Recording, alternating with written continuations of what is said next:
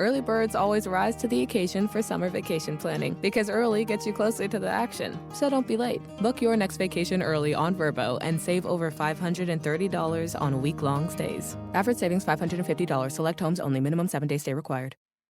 Great deals run all month long at Todd Wenzel Chevrolet during our New Year sales event. With financing as low as 1.9% APR and great lease offers, we have what you're looking for. Lease a new Trax for only $239 a month, or lease an Equinox LT for only $259 a month, or lease a Silverado 1500 Crew Cab LT for only $189 a month. Don't miss our New Year sales event.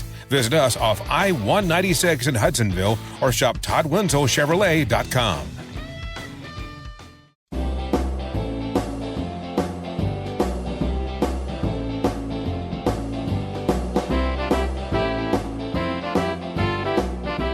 So that's not a selling point. Already on borrowed time, and they're trying to act like, hey, post 9/11 furnace. Yeah.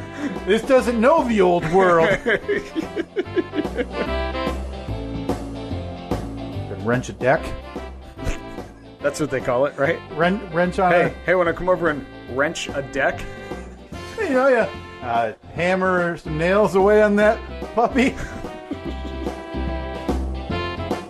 It would make for a great story, though, when in like 3 to 5 years on this podcast, we have to talk about how Annette left before the pool boy who took care of the pool she didn't even want. So help me God.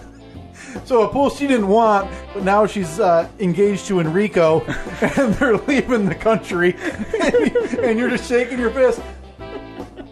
Enrico!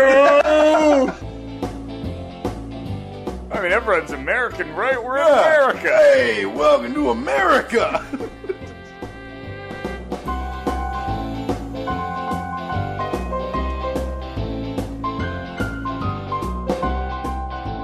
Damn that Enrico.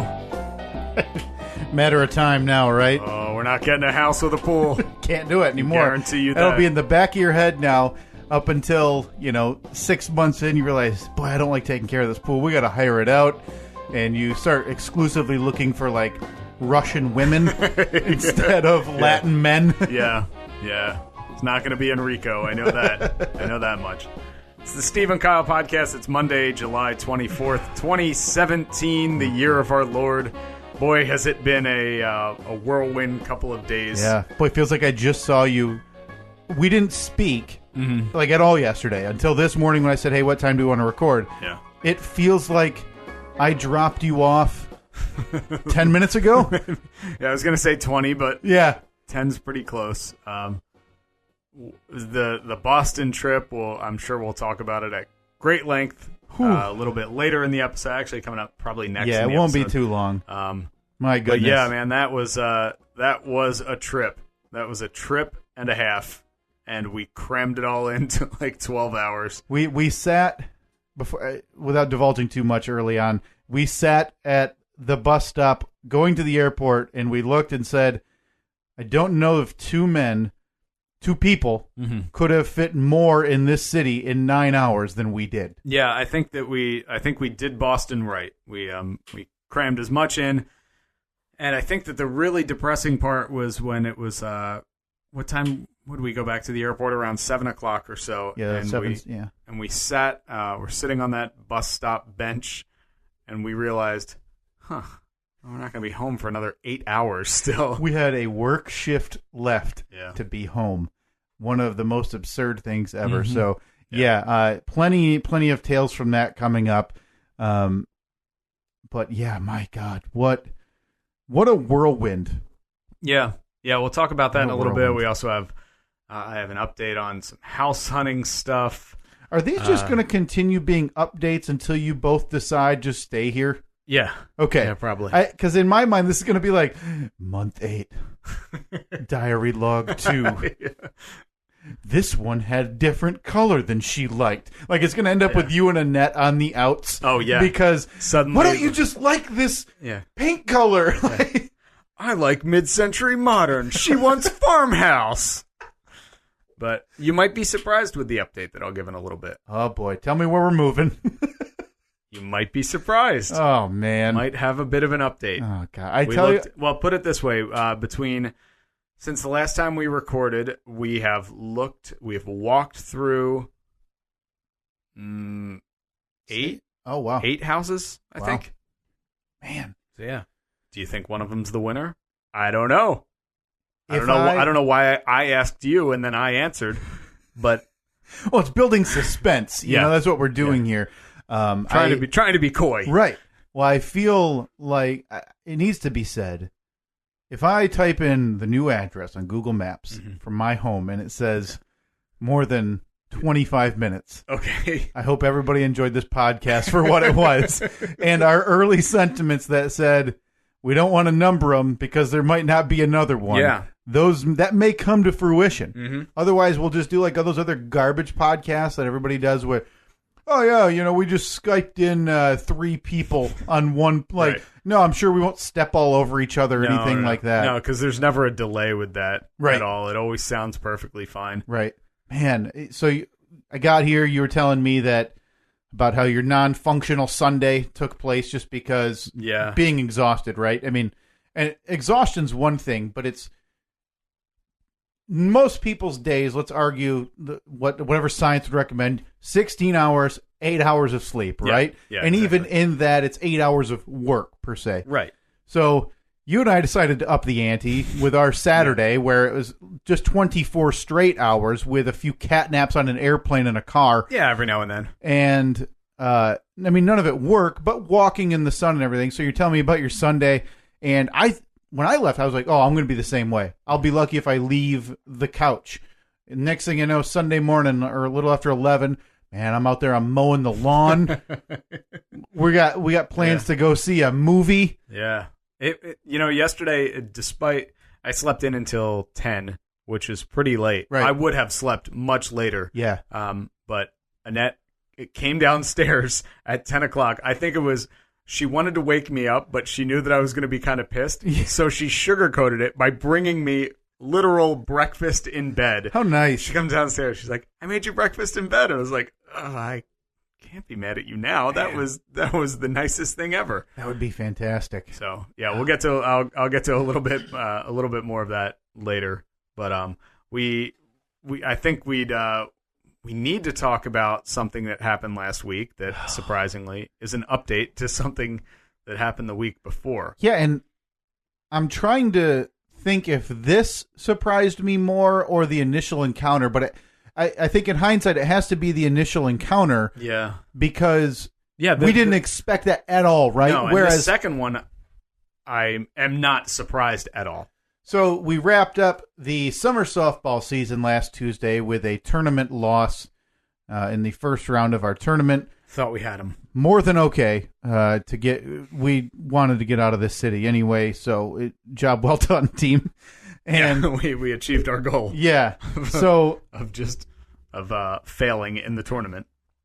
Kind of, what's the word? Like where you see things coming, omniscient, whatever. Premonition. You before the game, you asked me like, "Hey, who plays after us?" Yeah, because we were the 6:15. The early game. The way that this league works, there are games on Tuesday nights at 6:15, 7:15, and 8:15. Yeah.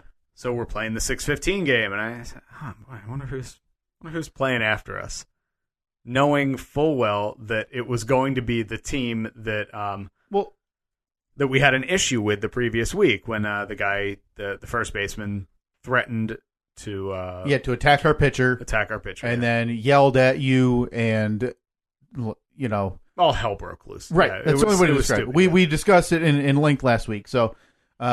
This is weird because I haven't thought about this in like 5 days. Well, because it's been such everything else. There's a good chance that I'm not going to remember. Like, right. You're going to have to fill in parts of this story for me. Yeah, and I came in a little bit later. So you asked that, and like you said, of course, because karma, it had to be that team, right? Yeah, so about halfway through our game, I happen to turn around. The parking lot is in, like, past the outfield fence. Yeah. So I turn around and I see... like 4 or 5 guys gathered, basically sitting on the tailgate of a pickup truck in uniform, and I'm like, I don't think that's our buddies from last week. I didn't even see that. It was their. I know. I recognize the uniforms. I thought, oh God! All right, here we go. So as our game is getting close to to ending, their team started walking up, and I think we were the visiting team. Yeah, we were the week. visitor, yeah. Well, don't you know it? They were the visiting team in their game. So they're headed towards our bench. So they came and they stood directly behind our bench. And so I just didn't make eye contact, kept up, we're playing a game. I'm paying attention to the game, talking to guys on the bench, joking around. And so our game ends, we lose 1,000,000-1. And normally we're out of there pretty quick. Yeah. If we're going to chit-chat, well, the team, whoever sticks, we'll go sit in the parking lot for the most part. Sure. Chat. I'll take off separate. This week was a little bit different. Joe, we were talking and trying. Part of the team wanted to get like a pitcher for us all, which I think would have been a nice thing to do. Mm-hmm. Didn't end up happening. Not of our own will, though. Yeah. From my point of view, which 5 feet away from you, mm-hmm. I'm trying to figure out like, hey, where's everybody? Did anybody leave? Like, hey, let's get a pitcher. I say, and nobody's listening, which is pretty typical, right? Well, you're the skipper, right? Yeah. Yeah, but so that means automatic disregard. So I turn around and I see you and a player on their team, five feet apart, mm-hmm. and I see you talking, nodding your head like, okay, but subdued. Yeah. So when I'm watching this happen, I think, oh, this guy must have apologized. Like we're working it out Because it's like I said, there's no exaggerated motions. There's nothing big happening. Yeah, it was a conversation like if he had said like, "Hey man, how'd you guys do tonight?" We lost. We didn't. Yeah. Oh, good luck tonight in your game. Hey, thanks, man. Yeah. Appreciate it. So like it was that tone. Until I overhear number whatever his name, the first baseman, the guy, as it turns out, go lift his hand and start pointing his finger mm-hmm. and going, and I would never say that, okay? Never. So don't say that again. And he's pointing at you. And to your credit, you just say there, you go, okay. All right, man. Okay. Which I think probably infuriated him more. Yeah, that I didn't get. That you didn't get a rise because I think, well, as we now know, he wanted a rise out of somebody, anybody. It didn't matter. Sure. So at this point, I overhear this, and I don't know why I did. I'm down a limb, and I decide, well, I can't let this stand. Yeah. Well, to go back a little bit, what he actually said to me, because I was leaving the bench. Yeah. And we're headed the same way. Yeah, exactly. And I'm like fiddling with my phone or something, and I look up, and he's standing right there. He came to confront you. I have to walk past him to get off the bench. Yeah. And he says to me, "Hey, man." And I didn't even recognize him at first, and I'm like, "Oh, okay." And I see I remembered what number he was. Yeah. So I thought in that split second, I was like, he's going to apologize. And honestly, I would have been, if he had said, "Hey, things got out of control last week. Sorry. No hard feelings, Yeah. Didn't mean to, it sucks that it got carried away like that." Because I had some of the responsibility in that too. Right. But I would have put my hand out. I would have said, "No problem, man. Just, let's keep it fun. We don't want nobody's out here to get hurt. We're not winning the World Series or anything." Yeah. So I was, in my head, I'm like, "Oh, this is going to be cool. Everything will be smoothed over. Nothing's going to go wrong tonight." No, of course not. So he says, "Hey, man." I said, "Hey, what's up? You ever call me a douche on the radio again, I'm going to kick your ass." Oh, is that what? Oh, wow. Yeah. So I didn't realize it even started off that aggressively. Oh, no. He went from 0 to 100 pretty quickly. And I just looked Reminder. at him. Yeah. Grown man, easily mid-40s, right? Yeah. My God. So I said, "You are? Okay." And then I said, I don't think I called you a douche." To which he was having none of that. He said, "Yep, you did. No, you did. We can go. We can listen to it right now." And I said, "Let's do it." Yeah. And then I don't know. I guess if you're making a claim like, well, let's listen to it right now, I guess I thought he would have it ready. Pull out his phone and he'd have like the podcast or something. You said it, and I was like, look, man, honestly, I don't know if I did or not. I may have, but there are 5 people in that room, and we took a lot of calls during that segment. So I'm not doubting that someone called you a douche. I can't take responsibility for it. I may have said it, but I'm not positive. I'll say this. So I was there. I was in studio screening calls during that whole discussion, right? So that whole discussion took place, I think it was 2 or 3 segments on the radio. Yeah. So it ended up going a little like 30 minutes. I don't remember hearing that word. I think that there's a chance that one of the guys that called in, a caller, I think he was from Pennsylvania, like Scranton or something. Yeah. And he was the one he was like, oh no, what he did was totally justified. Yeah. And I remember that. And I kept reiterating to him, like, it was a ground ball. No, totally fine. Totally fine. I screened that call, and I remember asking the guy, and I said, no, you're serious, right? Yeah. Yeah. No, man, that's like a capital offense. Yeah. I said, okay, I'll put you on hold. Yeah. But I seem to remember him saying somebody was a douche. But I don't know. I don't remember everything. Right. I don't care enough to go back and listen to like 30 or 40 minutes worth of radio show. It's just boy, in hindsight, I might dig it up. I mean, at this point, it does us no good, but I might go back, listen to the podcast segments, because it was, like I said, it was 2 segments maybe, and just to see, because I don't like I said, I don't remember hearing the word. If I did say it, bring it in. Well, just if you hear it, the word, I'll bring. Yeah, absolutely. Bring it in, and we'll figure it out, and we'll play it. But so it was right around that time, because me and him kind of went back and forth a little bit, and then that's when you said, you kind of poked your head and you're like, oh, what's going on here? Yeah. And I think I was like, well, he threatened to kick my ass, and that's when you said, oh, cool, yeah, this is still going on from last week, huh? You haven't let it go yet. And that he got very defensive and I said, look, man, you threatened to hurt one of our players. No, I never did. I've been playing in this league for 20 years, and never in my career would I say something like that. And I actually laughed at him in his face, and I said, you just referred to playing men's league softball as your career. Right. You referred to it as a career. And then he took the like, yeah, so? Yeah. What do you tell me you don't do this 4 nights a week? So? What? So? So, okay. Like, it's obviously going nowhere. So we're bickering back and forth. Then Rusty jumps in between me and him. And so at this point, there's 3 of us. Yeah. Right? So you're there. I step next to you. Yeah. And then Rusty jumps in because it's escalating now. Like, voices are raised. This isn't we've passed chit-chat level. Yeah. Because now I'm within 2 feet from him. And I think it was right after Rusty jumps in, but I'll let you recap what he said before it took the turn that made me the most mad. Well, Rusty jumps in and he says something along the lines of like, well, get a cooler job if you want to talk about stuff on the radio too. Right. Like, if you want to talk about it on the radio, be on the radio. Or did you talk about this to anybody at your job, he said.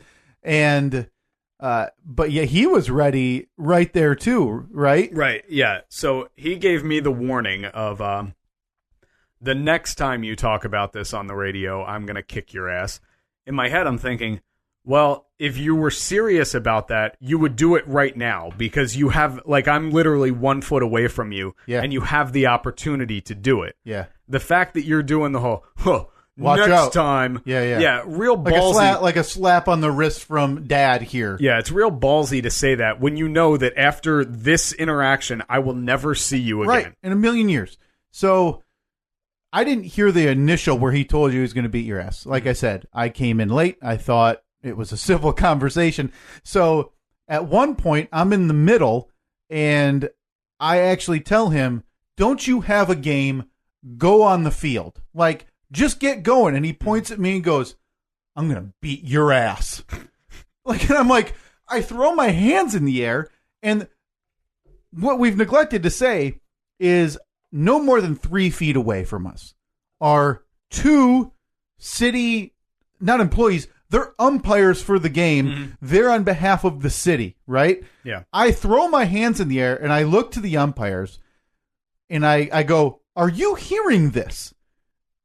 And one of the guys, I think, umped our previous game. This other guy I had not seen before, but can only be described as suburban Wilford Brimley. Good description. He's laughing. Mm-hmm. And I say, he just said he's going to beat my ass. Like, is that, like, seriously, are you going to do anything? Are you going to say anything here? Yeah. And he keeps laughing. He doesn't even say anything to me. So this player sees the umpires laughing. And me, after I said that to him, he goes, been playing here since I got out of the military, man. Everybody knows me around here. We're like, they know you because you're an obnoxious, loud a-hole, not because it's like, hey, there's Jimmy. Everybody go say hi to Jimmy, right? Mm-hmm. So that's where I lost my temper. And we started walking away, and I started yelling at the umpires, oh, yeah, effing laugh it up. This is all an effing joke to you guys. And I said, this is the reason we left this city years ago. This is the reason we're leaving again, yada, yada. No words until the umpire finally goes, hey, you guys, your game's done. You need to go. We were trying. Now, also worth noting, at this point, nearly everyone that's left on the bench from our team is standing right there. Yeah, it's a huddle. Tough guy from the other team, I noticed none of his teammates were really There's like two defending him, and I feel it's because they know that he's the problem. Right. The majority, I'm sure, does. So there has to be, I'm guessing, there's two people maybe who from a distance, they weren't even there, like right there. I overheard call him a douche. Yeah. Get him, Johnny. Like, who are you, short, stubby dude, trying to field grounders for your practice on slow pitch day? So, I forgot about his one line, and because then it turned into how he was softball guy and he was super serious, and then he dropped the mother of all insults on our softball team when he said, maybe you guys should just be a little bit better then. And I said to him, wait, you mean we're not good at softball? To which anyone listening in the world would be able to sense the sarcasm. Right. To which he rebutted, yeah, well, you said it first on the radio last week. Yeah. And I actually said to him, yeah, I know. I'm actually making fun of you right now to your face. No idea. No. Oblivious. No clue. So an update that so that essentially ended that interaction. Thank goodness. Me screaming at the two umpires as we leave. A couple of updates from that. One is kind of depressing. So one of the what seemed to be good guys on the other team was their pitcher. Mm-hmm. And we get to the parking lot, and he was either running late or not pitching, whatever. He was walking in, and Chris, one of the injured teammate, saw him in the parking lot, walked up to him and said, hey, man, I just want to let you guys know, no hard feelings. Yeah, I saw them talking. I saw them shake hands. I know it wasn't on purpose. I was just, I had to get out of there type of thing, which kudos to Chris. I wouldn't have done it at that point. And I don't know if that's holding a grudge or what, but I'd have still been a little bit sour, I think. So Chris, I asked, I go, hey, what went on? Because in my mind, he's asking like, hey, who's that guy? Mm-hmm. Right? One of the pitcher's concerns was that you talked about him on the radio. Was it really? Yes. So if that goes to show you, like, even the good guys on that team who seem to be nice and genuine, like, because he was worried about Chris when he got hit. The big beard. The guy with the beard was concerned that I talked about him. Yes. Not the douche. Yeah. What? The only thing I remembered was that there was speculation that he was the one who hit Chris, which wasn't true, I don't think. But I don't know if that even got mentioned. No, I think it did, but I wasn't sure. I thought that from our message, our team message on Facebook, I thought I had seen somebody say, I'm pretty sure that the guy that hit Chris was the pitcher from the first inning, which even still was not. Look, bottom line, no one's names are mentioned. Right. So the only people that know who we're talking about are the people that were there at that game. Yeah. I apologize to that guy because I did I did not mean to. But his name wasn't brought up. No, but still, like I feel bad. I legitimately feel bad about that. I didn't want to make it sound like I didn't want to accuse him of doing anything that he didn't do, and so I thought that that's what the case was. Sure, that I was not trying to lead anybody on or lie about that or anything. I honestly just thought that that's how it was. My mistake. But he was, like I said, he was one of the good guys because he was right when Chris got hit. He was the one trying to hey man, you okay, and go and running onto the field to check on him. So I don't remember there was any malicious ideas about him if he even was the one who hit you. Because again, we're talking in this recreational second tier slow pitch softball game. The percentage of people who should be able to pick exactly where they're going to hit the ball are minuscule, right? Yeah. And there's no chance that he was one of those people. Right. Okay. So that happened. So in my mind, I'm already like, okay, well, even the nice guys out there, they're all a little bit concerned about, don't call me names. Like, don't make me look bad. Yeah. So that was the straw enough for me that I ended up emailing the city and said, hey, I just wanted to lay out exactly what happened for you the last 2 weeks. This is why we left years ago, and our hand was forced to play here this year, but we will never be back. So I laid it out for him. This was 10 o'clock at night, right, on Tuesday, and just said, I know you're probably not going to take any action on it. You're filling softball leagues up. You don't really care. As long as people are there, he's awful at it anyway, right? I didn't even know there was a tournament until the day after our last regular season game the week before. So I got an email at like 11:30 that night from him. And very nice. I am so sorry. Nothing like that should ever happen. I will be speaking to their manager and all of the umpires about it. So, we'll never see the results of that because we're hitting the bricks. We're out of there. But, that it was. We're 30. I know. I'm closer to 40 than 30. And how is this? And that guy's closer to 50 than he is to 40. Yeah. One of the most surreal. So who knows? Maybe he'll end up hearing this, and he'll get all mad again. And look, man, save your energy, because we're not going to fight. I'm not going to, meet you at the park and start throwing down, because I'm an adult.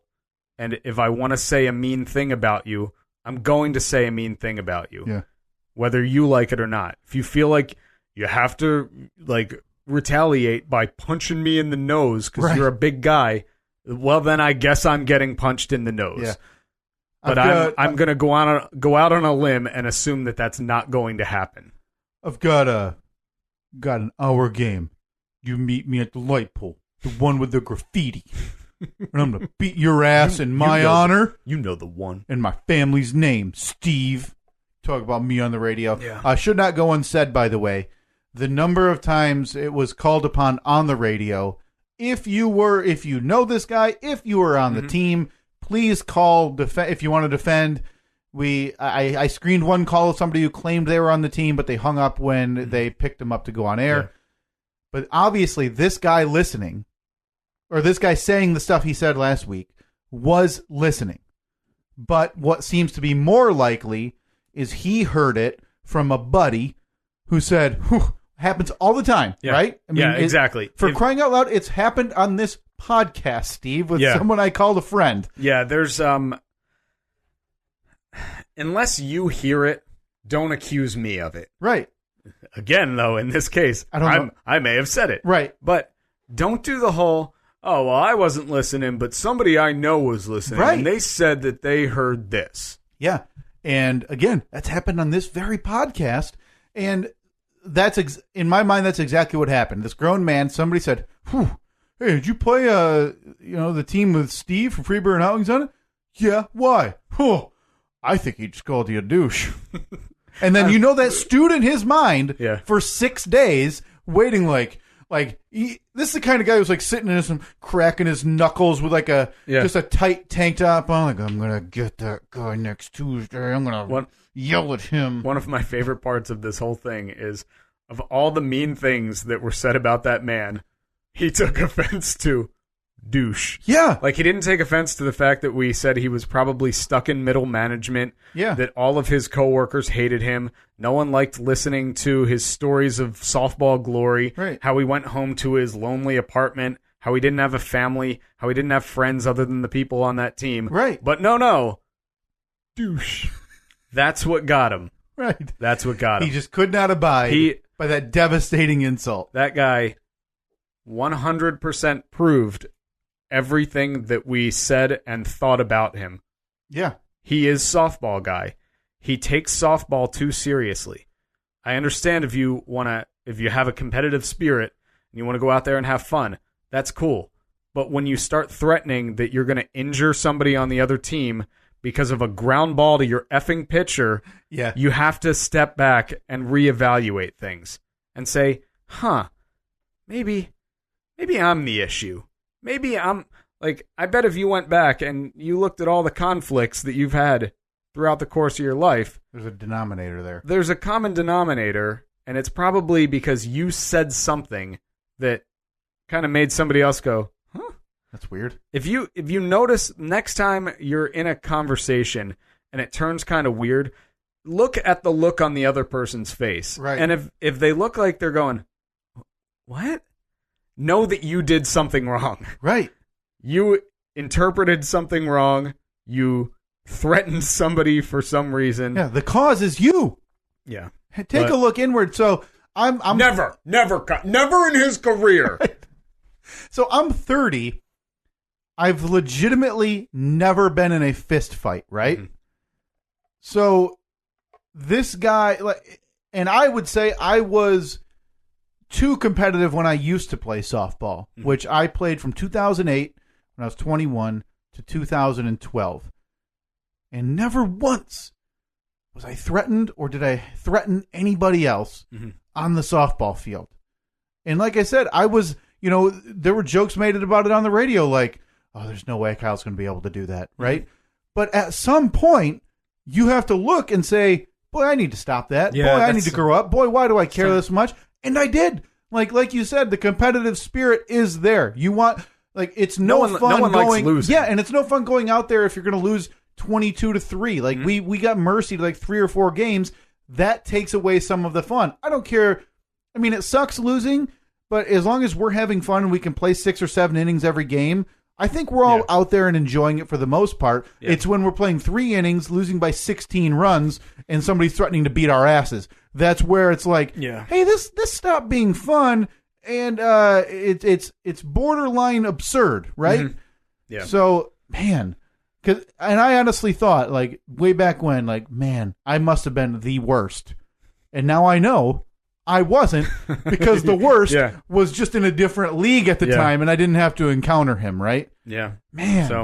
So that's softball. Maybe that's one for him to learn on. I hope that he listens. I hope he hears it somehow and says, listen, I should just, because come on, man, you know what you said to me. Yeah. I know what you said to me. You basically admitted it after the first game when you waffled back and forth on your responses. When the first time you said, keep talking, and then it was, I didn't say anything, and then it was, I was just joking. Yeah. Well, he couldn't decide which one was it? And then he told me part of our chit chat was, no, man, I said middle's open. And I said, well, if you said middle's open, how did I get it's open season on your pitcher all game long? Right, and even still, open is the same, but middle open is just a more veiled threat. When you say, hey, middle's open, he's now saying we're shooting to go up the middle. Or if he had said, hey, man, come on. Middle's open. Yeah, right? I'll say this, in case there is any confusion, I want to come out in the affirmative. That guy is a douche. All right, Steve. and you can find me, and you can beat me up. Big man. Okay, Kyle. Well, I'm glad we got that all cleared up. So, and it's very clear who said that. Yep. Steve and the other guy. There's no way he knows. There's no chance. He doesn't know. On the remarkable outside chance, him or a friend or associate listens to this podcast, please pass that along to him. that the other guy called him a douche. And Yeah. if he wants to find me, I will not send him my address because this isn't the schoolyard. Yeah. But hey, that outside chant, Steve, is growing. So I know we say it all the time, but my goodness, thank you everybody for the downloads and the listens this past week. For crying out loud, that it was insane, right? Oh, shot, drink. I know it. There was I saw that. You mentioned that, or you mentioned that to me. My brother had sent me a text, and he said, new idea for a drinking game. Yeah. Every time Kyle says, for crying out loud, you do a shot. And I said, you're going to be a very intoxicated person. Mm-hmm. So, shot. But the downloads, tremendous. Obviously, a nice boost from the association with Steve's side gig a couple of weeks ago. Oh, yeah. But thank you, everybody, for listening, for downloading, for spreading the word. It's been outstanding to see the numbers go that way. Because like you said, we did talk about, like, I like doing it, and even if a few people listen, I'll do it. If the numbers got to a certain, there was like a 3-week point there where we mentioned it here on the podcast. We're like, that's weird. Boy, everything kind of of fell apart. 40% of what we were doing for the last 6 weeks. But yeah, just outstanding. Please find us on social media.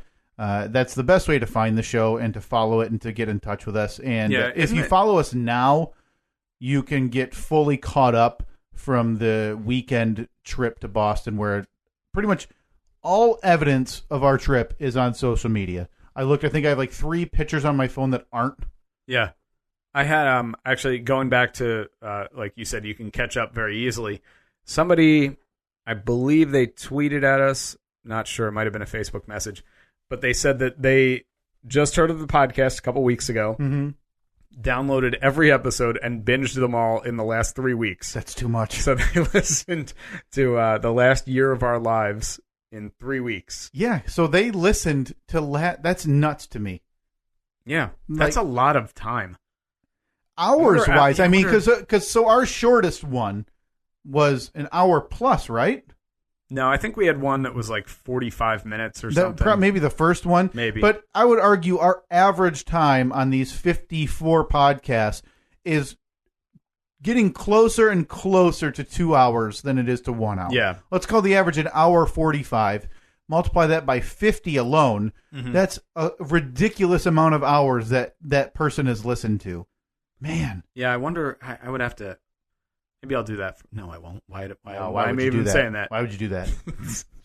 There's no universe around it that would make sense to use your time on. Nope, not at all. But if you have a quick I think it's Mark, listener Mark. I used to work with the guy. I think anytime we've asked for like a numbers thing, when we asked about, hey, oh God, we're going to hit 2.5 hours before you know it. Oh, and then he sent us the graph within 8 minutes that had, you're going to hit it by July. And sure enough, we hit 2.5 hours a couple times in June and July. All right. So Mark, including this episode that we are talking to you on right now, we will need a total runtime for every episode. Yeah. And I won't even respond to another message that's not Mark. Yeah. So he's now the podcast accountant. It would actually be very easy to figure out. If you have all the episodes downloaded, you can, like, if they're all on the same playlist, it should tell you what the link to the playlist is. Yeah, we're not going to go through that. No, not a chance. That's Mark's job. Mark's the stat guy. Mark's the podcast stat guy, official. Yeah. So, that was I appreciate all of those. All of the downloads, a lot of the social media love and everything that we've been getting lately. Really appreciate it. Yeah, the Twitter at Steve and Kyle, the Facebook, facebook.com/Steve and Kyle, and on Snapchat, Steve and Kyle Pod. Best avenues to find us. Forgot about that Snapchat thing. I think I realized... You're pretty much carrying the weight on that. Yeah. I think I realized this weekend, though, on our trip, how tedious some of it is and how close I am to... Like, even if it came to paying for, like, an app that'll simultaneously post. Mm-hmm. So, I took, like, a 30-second video when I got here to your house at 3:30 in the morning on Saturday. Mm-hmm. All right, let's post it to Facebook. Wait for it to upload. Post the same thing to Twitter. Wait for it to post the same thing to Snapchat. Oh, but Snapchat is different because it's video and it's too long, so you can't put text on. And then even when we get to Boston, like, all right, well, let's post this picture and post it here, post it there. Oh, I got to send it on Snapchat all the way down. You end up like put in all. We come up with the hashtag that is so stupidly long it takes forever to type it all out. Just So absurd. It's all our own fault. But hey, we're putting in the work on social media, so please do follow us there. And again, it really is the best avenue to get a hold of us. Yeah. If you send us an email, I'll get it. Yeah, I'm probably not going to respond to it, though. So this whole thing, the Boston trip. Mm-hmm. This all started months ago when you decided you were going to binge watch the TV series Cheers. Yeah, in its entirety. I thought about this the other day, and if somebody remembers or has the wherewithal or time to figure out when it was first mentioned, Mark, I would be Mark, curious. get on it. Mark, you're on it. It's that guy. You're the new listen to it all back guy. Nikki's pretty good too. I bet Nikki could find it. I bet Nikki could find it, or at least have a general idea, because I don't remember. In my mind, this could have been 4 months ago. Mm-hmm. It could have been 8 months ago. But yeah, so I decided on a whim kind of to watch the entire series of Cheers because it was on Netflix. Now, had you watched, what was your relationship with the TV show Cheers before that? I remember when I was younger, my parents would watch it. Okay. And I kind of ingested some of it when I was very young. So I was born in 1987. The show went off the air in 1993. So I think they may have been watching reruns as well. That's how I kind of took it in, because I didn't remember a lot. And obviously I wasn't like, oh, I remember this plot line. No, it was more, I remember my parents watching the show, me watching it, me kind of remembering some of the imagery from it. Okay. And I'd seen some episodes over the years, and I always enjoyed it, but I never saw. Hold on. That's right. What? I can't believe we started this without it. We're just an embarrassment. The hell are we doing? Spoiler alert! Oh, wrong one. You wanna go where people know people all the same. You wanna go where everybody knows your name.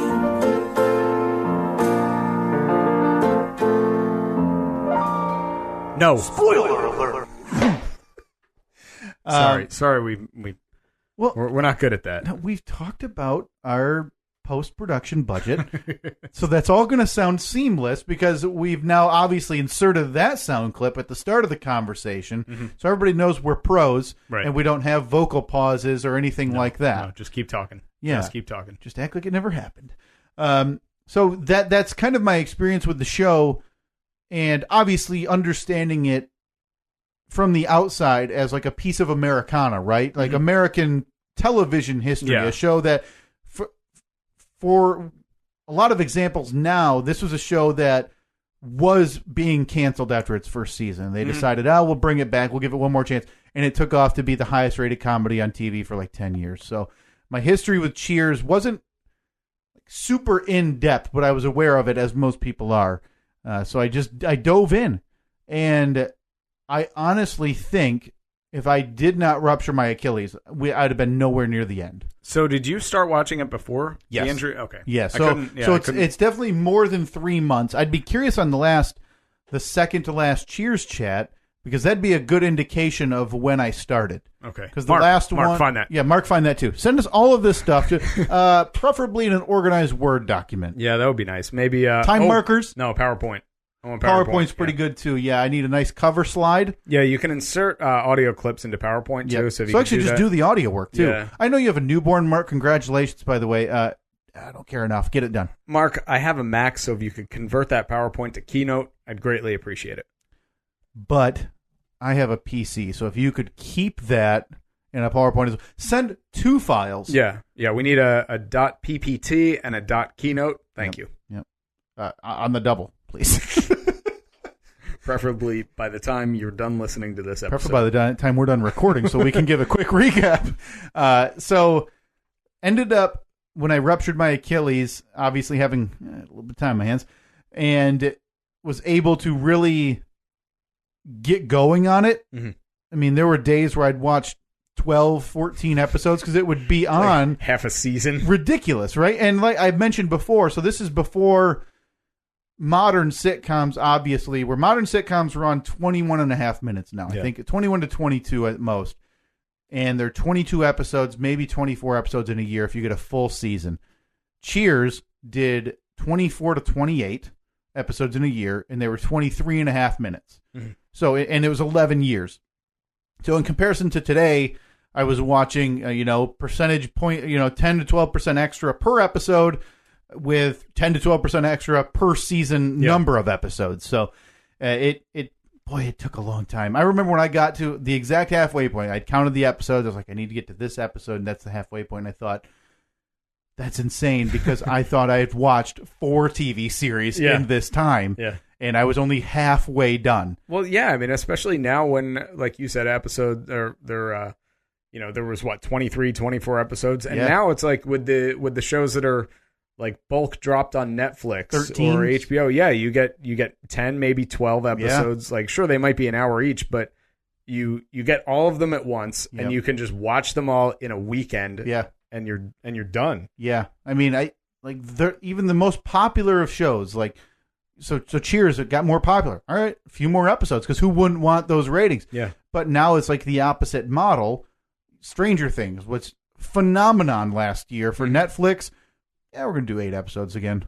Was it only 8? I think it was 8. Man, I figured it was at least like 10 or 12. No, and so it's like, oh, all right. I mean, and there's a lot to be said for keep them wanting more type of thing. Sure. I mean, Game of Thrones takes that theory, and they smash their ratings every year. Yeah.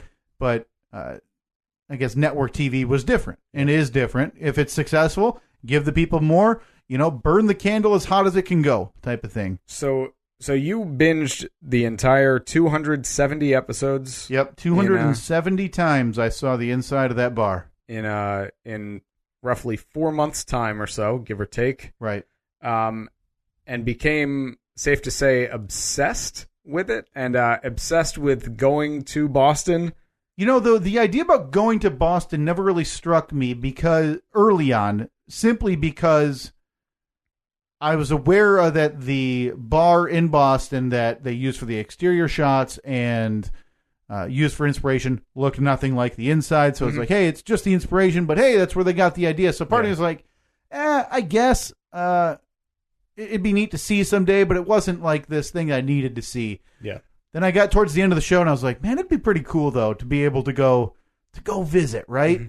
And then the idea was like, well, I don't know. I go back to work in a month. I wonder if I could squeeze it in, right? And we had this conversation on the air, on the podcast, talking about how I was considering taking like a day or a day and a half trip by myself. And this wasn't long ago. This was maybe 3 weeks ago? Yeah. 3 episodes ago? And I said, no, I just can't do it because the cheap flight's out of Detroit, and if I do it in a day, you got to drive over there, you got to pay for parking, and then you got to drive all the way back. I said I'd fall asleep I wouldn't make it. I said there's no way I'd make it, and you made the idiotic remark that, this is on a weekend, I'd do it.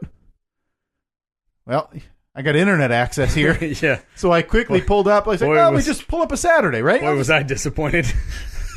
I mean, just pull up the old different date. Steve, it's the same price. And $178 round trip. Flights leaving Detroit at 7:30 in the morning, getting to Boston at 9:30. Then a return flight leaving Boston at 9:50, getting to Detroit at a minute before midnight. Yep. Same day. So that's obviously the whirlwind trip. And most people listen to the episode. That's how it came to be. That's how, and it happened. It was, I think, 36 hours later.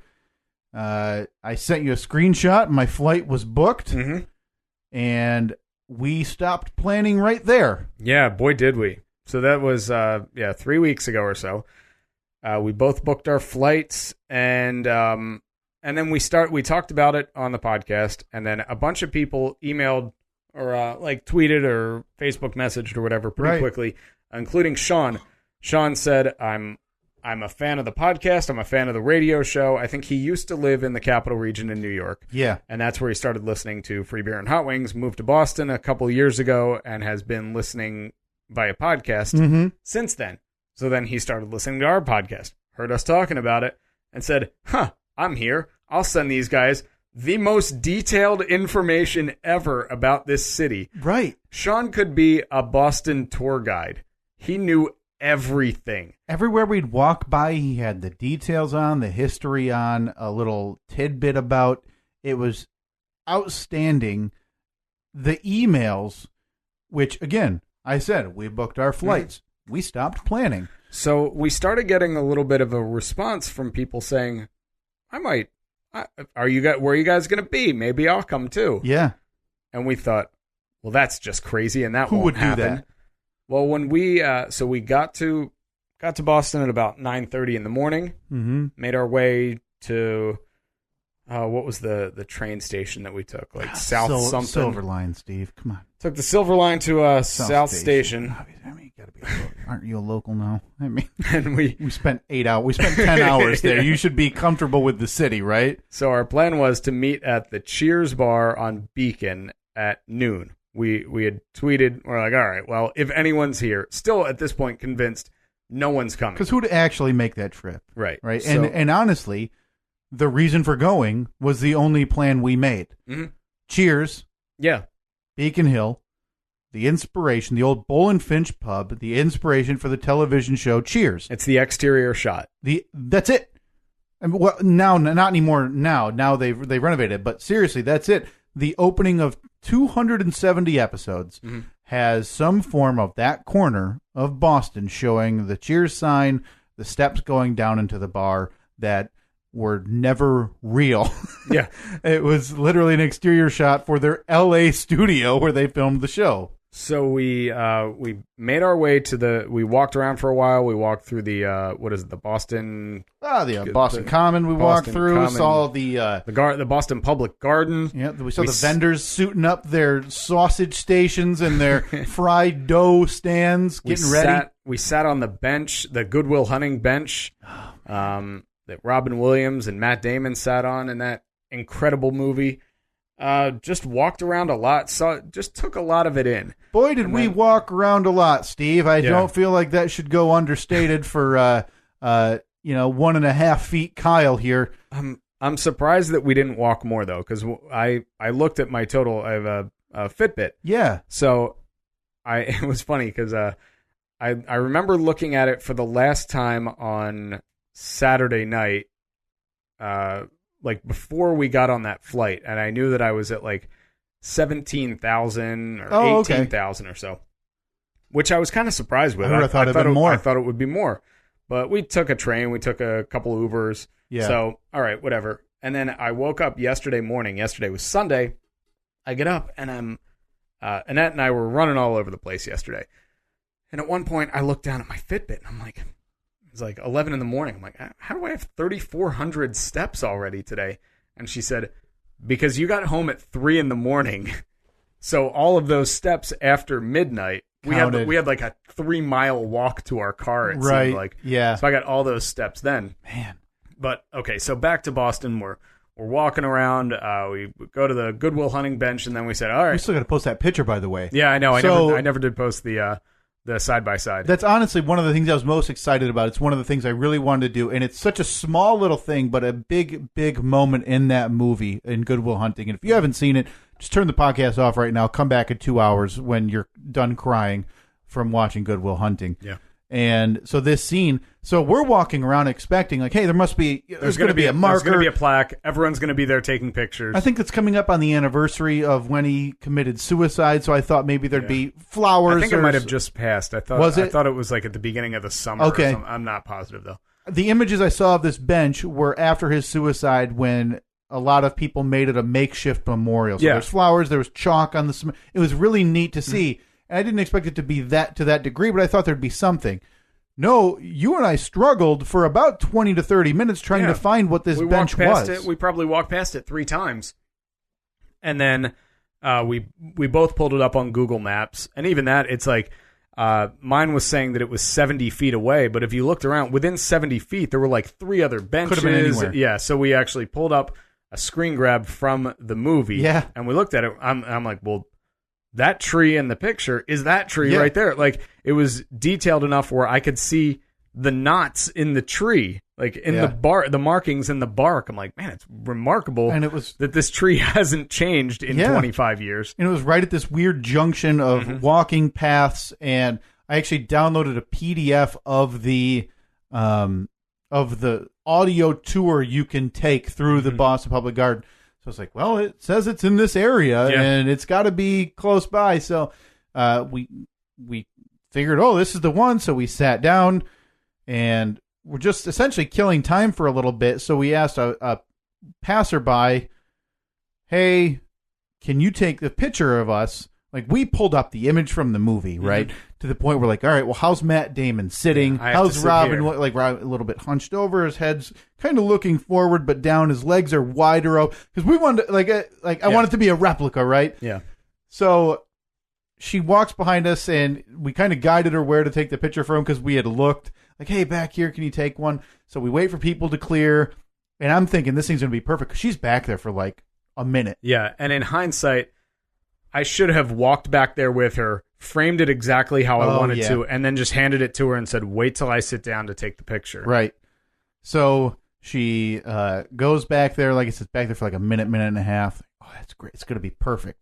It's going to be clear to the pond that you can see. It's going to be just like the movie. Gives the camera back, realizes it looks like it's zoomed in. I know. Like 800%. Which in most situations, you'd be appreciative. Yeah, because you say, oh, cool, you zoomed it in, thank you. Because most people they're just going to take it with a big wide shot, but that's actually what we wanted. What we wanted. We wanted the environment. Yeah. So it's still like if we were to take the shot from the movie, clip the landscape, right? So it's closer up on Robin Williams and Matt Damon, and compare it to ours. It's really, really good.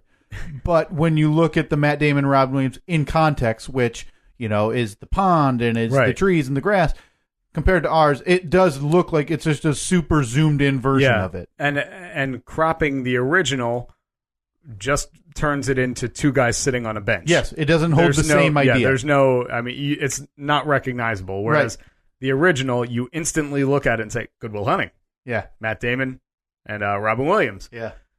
But so we have, she actually took like 8 or 10 pictures. Okay. So I'll go through them. I'll see if I can find the best one and try and match it up in the best way. Right. And even if we can't post like a side by side, you can look up the shot. If you type in Robin Williams, Matt Damon bench, it's the image you will see. It's them from the back, and you can kind of look and see what we were trying to do. Yeah. So after we left the bench, we walked around a little bit more. We made our way over to Cheers. And again, this is where we had tweeted out.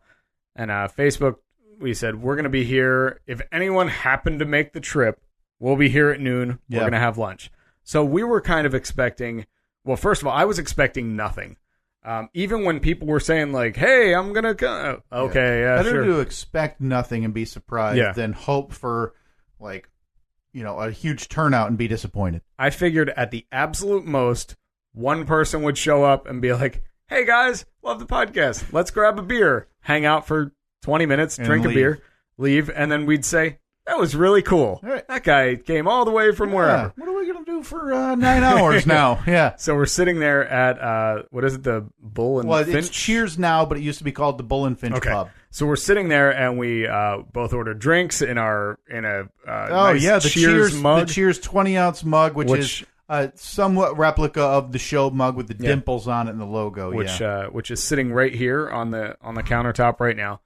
And because for a mere $7, of course I want the glass.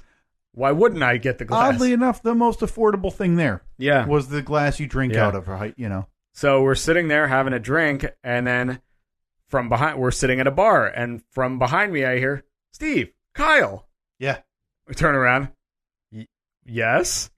Hey, man, I'm Adam. I listen to the podcast. Yeah. You guys are, this is so cool. Yeah, I wanted to come out and hang out. Yeah. And we're like, why? Really? Yeah. This is remarkable. So we stood there. We talked to Adam for...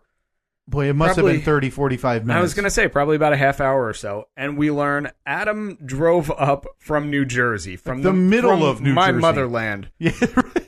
He drove up, which... blew my mind because that's like a 4.5, 5 hour drive. Yeah. And he was first one there.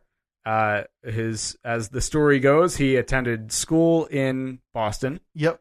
And he just decided, hey, what the heck? I'll go to Boston. Yeah. He's a truck driver, so he said driving's not really a big deal for him. Hopped in the car that morning, drove up there, met up with us, and Matt hung out with us until we left for the airport at like 7 o'clock. Right. I couldn't believe it.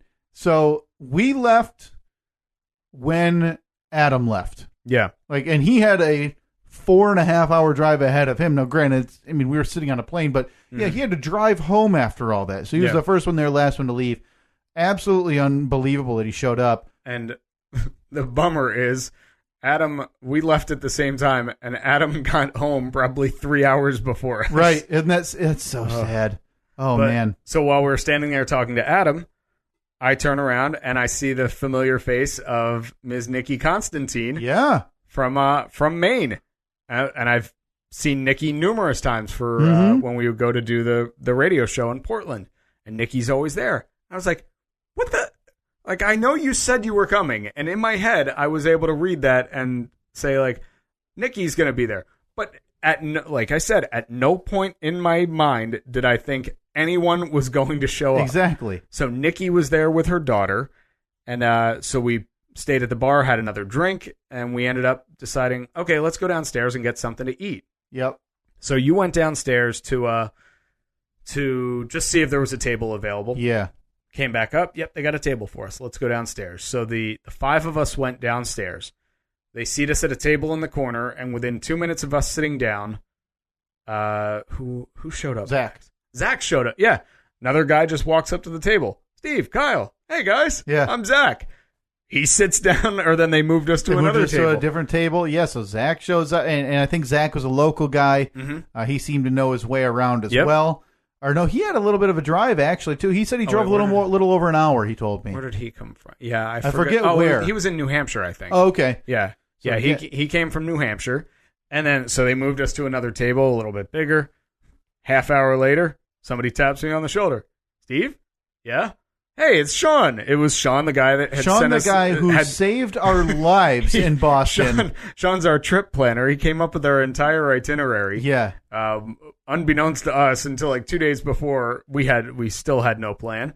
And he, let's see, how did we find out that there were? He came down and said, "Hey, Dave, another listener, Dave Gordon, and his wife are upstairs."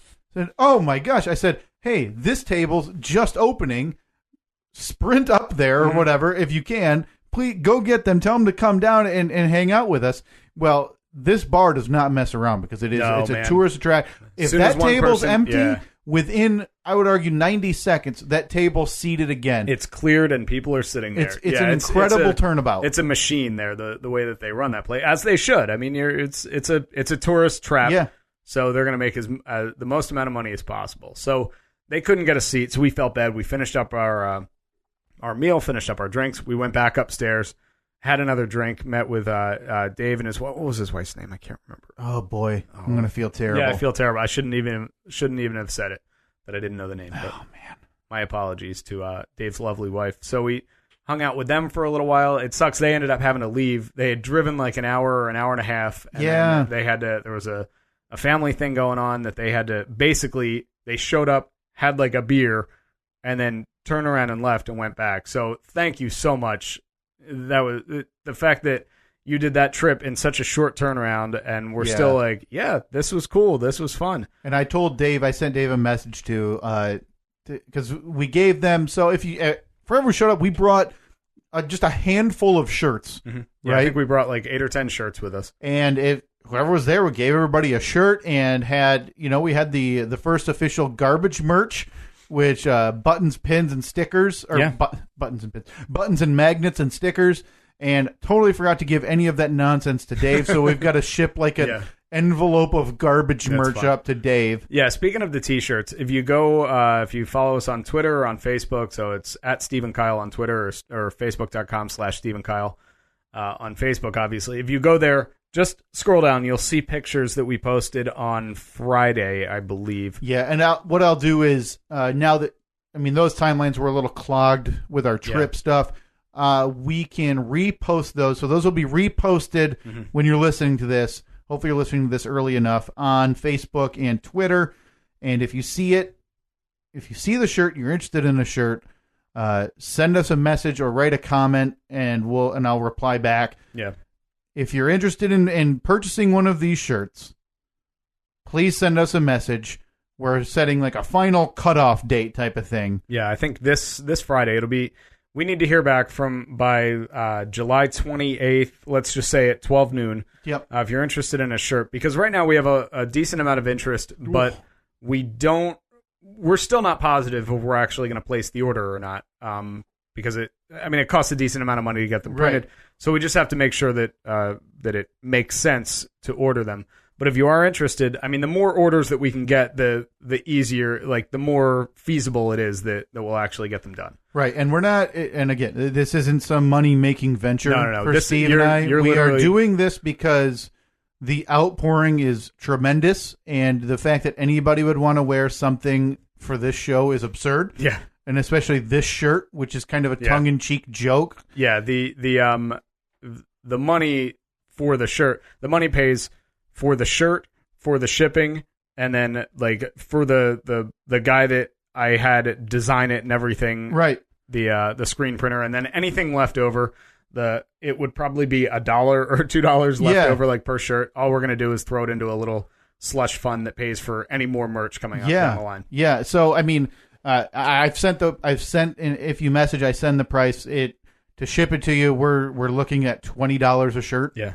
which I think is pretty reasonable. I don't, we're not asking it, but again, it's not like we're saying like, hey, we're donating it to charity, but we're not making buku bucks over here like we're buying a new house. So $20 if you're interested in one of those shirts. Send us a message, send us a tweet, send us a direct message on Twitter, whatever it may be. And again, if you need to see what they look like or if you haven't seen it, the post is on Facebook and Twitter. I'll repost those here by the time you're listening to it. Funny note about that, actually, because I gave one to Annette.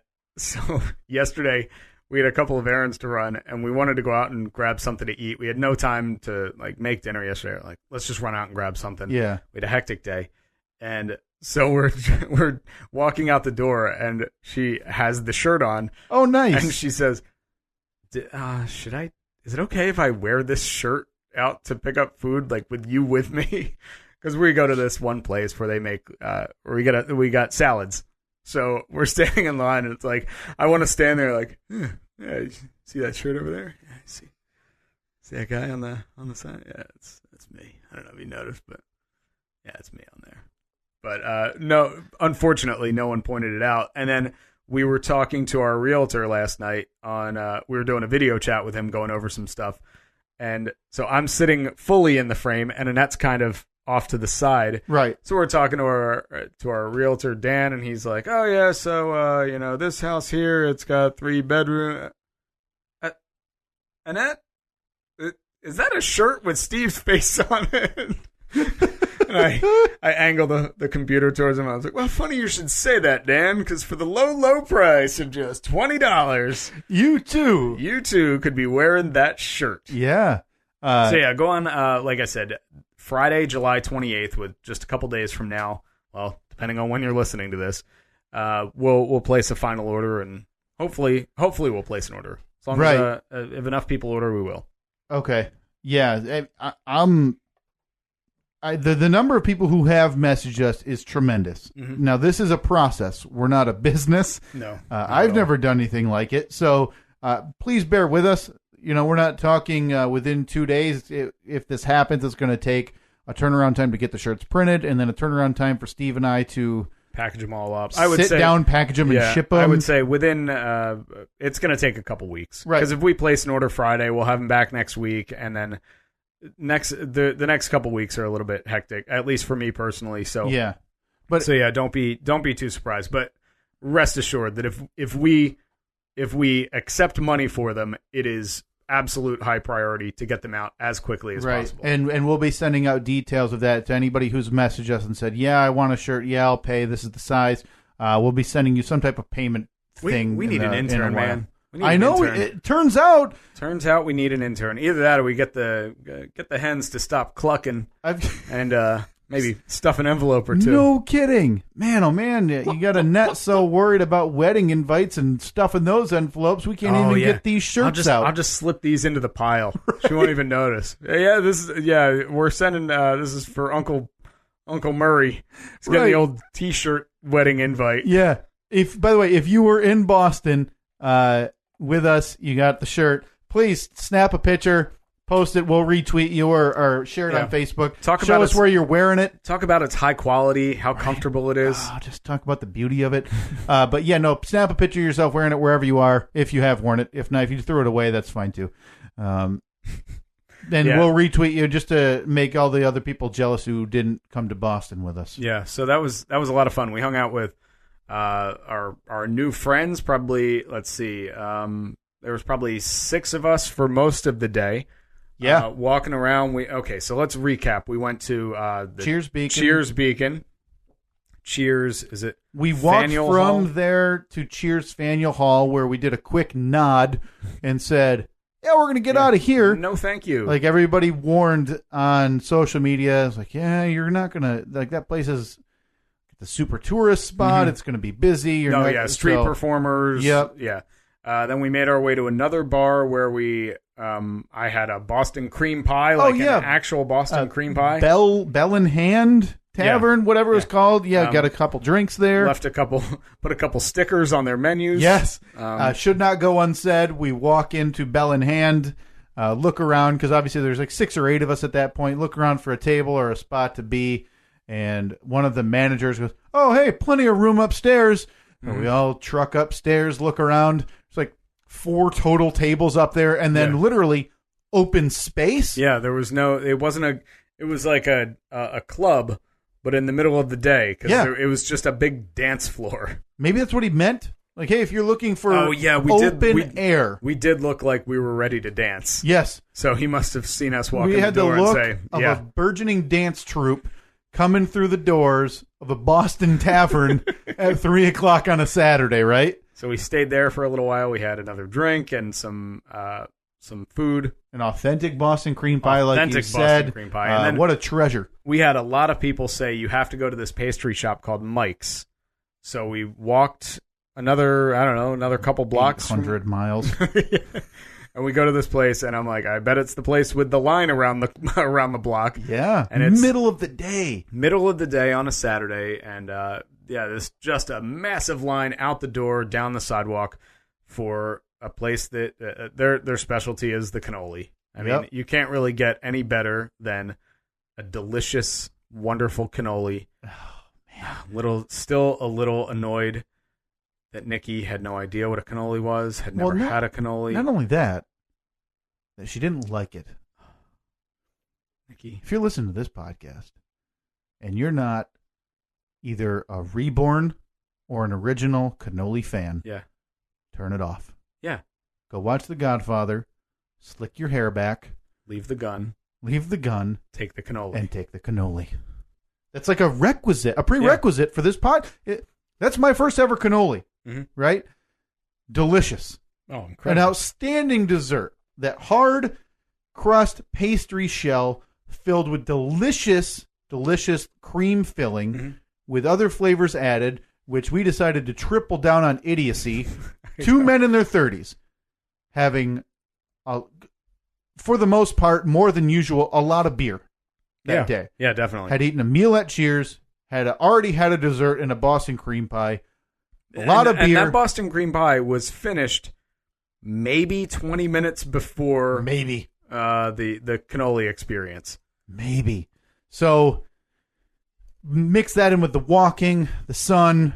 We get there. You feel full, right? But still, you got to get a cannoli. Mm-hmm. Yeah, you have to. That was delicious. What a treasure. When everybody says this is the place that you go to that place. Right. So you're not going to doubt them. And sure enough, everybody was, I mean, the volume they moved through was tremendous. Oh, it's impressive. That we weren't in that line for more than 5 or 10 minutes. Yeah, it was maybe 10 minutes. Went in, got the cannoli, and they all just stood in the street like a bunch of gavones and just sat there and ate the cannolis, and they were fantastic. Loved it. Every one of us, we finished, and, well, not all of us finished. Some of us didn't like them. Anyway, there was 80% of a good cannoli, a peanut butter cannoli that was thrown away. Yeah, that's disappointing. Mm-hmm. So we spit on your home country, Steve. yeah, That's exactly what happened. You know what needs to happen? The boot of Italy needs to kick Nikki's ass for not appreciating the deliciousness that is the cannoli. The vengeful boot of Italy is coming for you if you don't like a cannoli. Yeah, watch out, Constantine. Right. Now, what is, you know better than I do, what is old country cannoli? Is it just your standard pastry shell and cream filling? Yeah. Because obviously these ones were all fancy. Yeah, it's kind of like these filling and flavor. The ones here, I mean, you could get like Oreo flavored, peanut butter flavored, like chocolate cream. I think there was some kind of fruity cream. I mean, they had a million different varieties. Well, we found the least adult one we could find. Mm-hmm. So we had a chocolate dipped shell. Yeah. With a chocolate dipped cream cannoli in the middle of the street. And weren't there little chocolate chips on and the there were end of chocolate it? chips in it. Yeah. I mean, course. it was chocolate on chocolate with chocolate on the side. Which, no need for that. Sprinkled with chocolate. But it looked delicious, and sure enough, it was. Oh, boy, so we all get a cannoli, and at this point, so like you said, there's still 7 of us. Yeah. I mean, so Sean's there, Zach's there, Dave's there.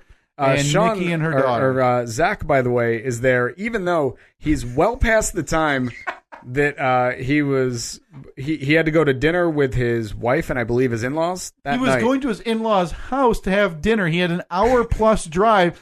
He ate a meal at Cheers. He's drinking beer. He had a Boston cream pie at the tavern and then has a cannoli. But I now know why, because he tells us, yeah, they're vegetarians, so I don't know what we're having. Right. So he was assuming that he wasn't going to be filled up by the bean sprouts and hummus or whatever. Yeah, come here for your tofu gluten-free pita bread. It's not turkey, it's tofurkey.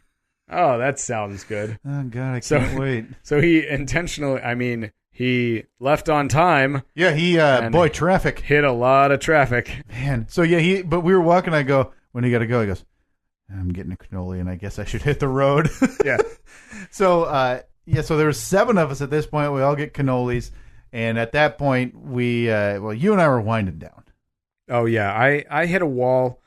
At this point, it's probably 4:30, maybe. I shouldn't have drank as much. And we had, Sean had bought us tickets to go the brewery tour. Yeah, at, Harpoon Brewery. At Harpoon Brewery, which is a beautiful great place. Hall. But it was at 6:00, and he was pretty adamant. He said, we got to be there at 6. Right at 6, because I think that was actually the last tour of the day. So if we had gotten there late, we would have missed it and been out of luck. So we left the cannoli place. So you're right. This must have been 4:30, a little after. Yeah. So I'm trying to take a roll call because there's one stop we have to make yet. Mm-hmm. One stop. L Street Tavern. And it's on the south side of Boston, which anybody... there's a reason Southie has a reputation, right? Yeah. And we drove past a little bit of that. We definitely drove right through that reputation. Yep. With our Uber driver... Fossey... No, it was Tesfahawat. Tesfahawat, yeah. Didn't try to say that. No. We probably could have been like, hey, Tessie, what's up? Yeah, I'm kind of curious because I wanted to ask him how to pronounce his name, but I didn't want it to come off as like, hey, how do you say your name? Yeah, you don't want to be a jerk, right? I wanted it because I was legitimately curious because it was a string of letters like I've never seen before. Yeah. Now, the Uber ride went fine, but it needs to be said that Dave was the smallest of us, sat shotgun, and he sits down, and the Uber driver... Wait, didn't Adam sat shotgun? No, I'm sorry. Yeah, my bad. Adam, obviously. Sits shotgun, and the Uber driver turns to him and goes, yeah, if I'm going the wrong way or anything, just tell me. We're like, all right. Which, again, Adam, a truck driver, this guy knew Boston like the back of his hand, too. We're passing like buildings. He's like, oh, yeah, between Adam and Sean. It was a history lesson. It was amazing. I'll tell you this. Seriously, like we walked past a couple of really old cemeteries, like with people buried from 1600s. And Sean's like, oh, over in that cemetery there, that's where Sam Adams is buried and blah, blah, blah. And if you look over here, this is the house that Paul Revere lived in. They knew everything. The next time we do something like this, which it will not be this to this degree, I wouldn't survive.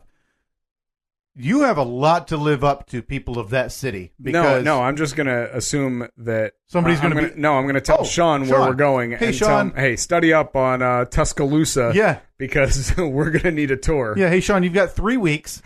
We're going to Pensacola, Florida. Yes. The rich history of Pensacola. Stephen Kyle Podcast World Tour stop to Pensacola, Stephen Florida. Kyle Podcast Spring Break. Oh, my God. Oh, we're going to Daytona.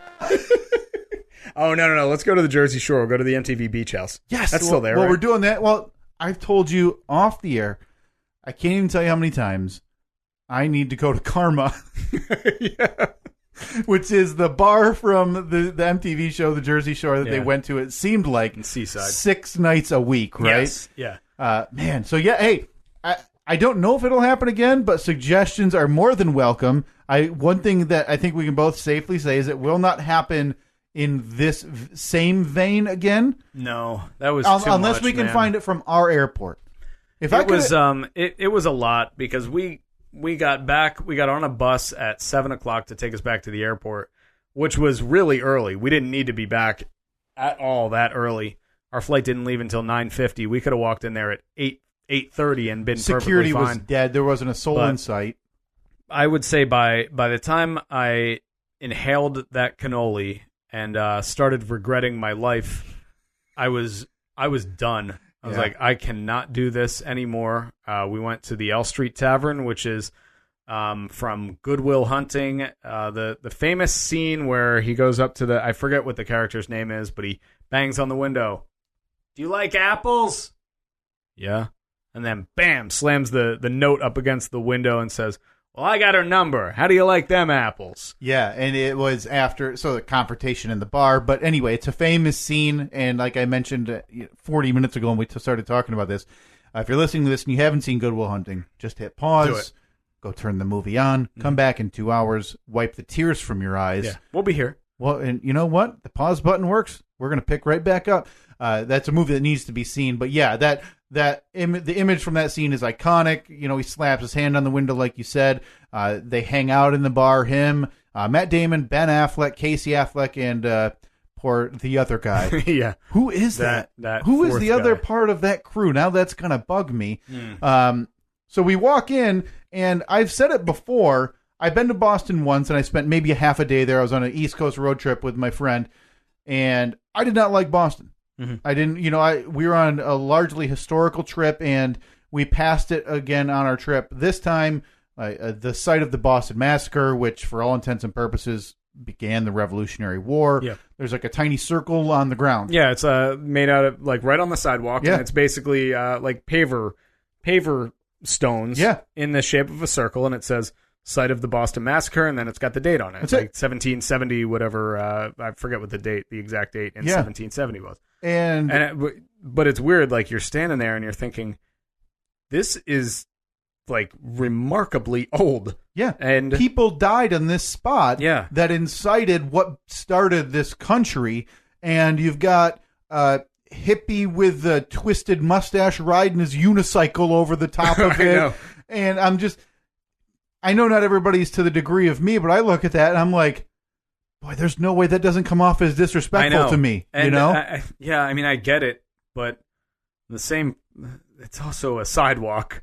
Like exactly. And that goes to maybe put some kind of pillars around it or something, right, so you can't just walk over it. That goes to my point of what I was getting at. Of every time I've been there, it's like, hey, and even with the Good Will Hunting bench to a lesser degree, I know it's not this historical landmark, but you have cities and places in Hawaii and other that make millions off of, hey, come see the site where such and such was filmed. Mm-hmm. And the only reason we know about the Robin Williams, Matt Damon bench is from Google Maps and a PDF of an audio tour. Isn't that crazy? Boston is like going out of their way to hide landmarks. Yeah. It's crazy to me to see it. Yeah, but I mean, to play the devil's advocate, the entire city the entire city could have a marker, a plaque for everything. I mean, and for the most part, a lot of it does. A lot of it does. You can't go down any block without seeing some kind of marker denoting some historical moment that happened there 300 years ago. Yeah, and I mean, we're walking down the street to another bar, and I think it was Dave goes, "Oh, yep, there's Paul Revere's house," or Adam. I'm sorry. "Oh, there's Paul Revere's house." Mm-hmm. Wait, what?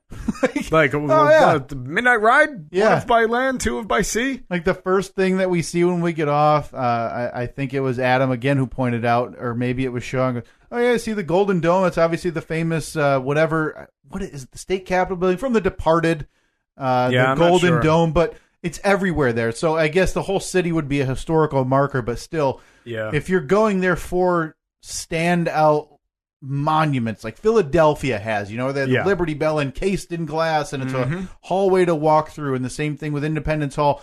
You're not going to find that there. Right. It's just it's a much different city in that regard. But so we make our way to the L Street Tavern, where Sean and I are the last ones drinking. Then I didn't even finish mine. Yeah, we were only there for 30 minutes? Oh, God, I don't even... I think it was like 15. You're probably right. I think it was about 15 minutes or so, because at that point we had to catch an Uber again to get over to... Harpoon Brewery. That's right. Took a tour of Harpoon, which was awesome. That was really cool. By the way, if you're in Boston and you happen to see a Stephen Kyle podcast sticker stuck anywhere, there's at least one at Harpoon. There's one outside of Mike's. There's one outside of Mike's, a couple storefronts down.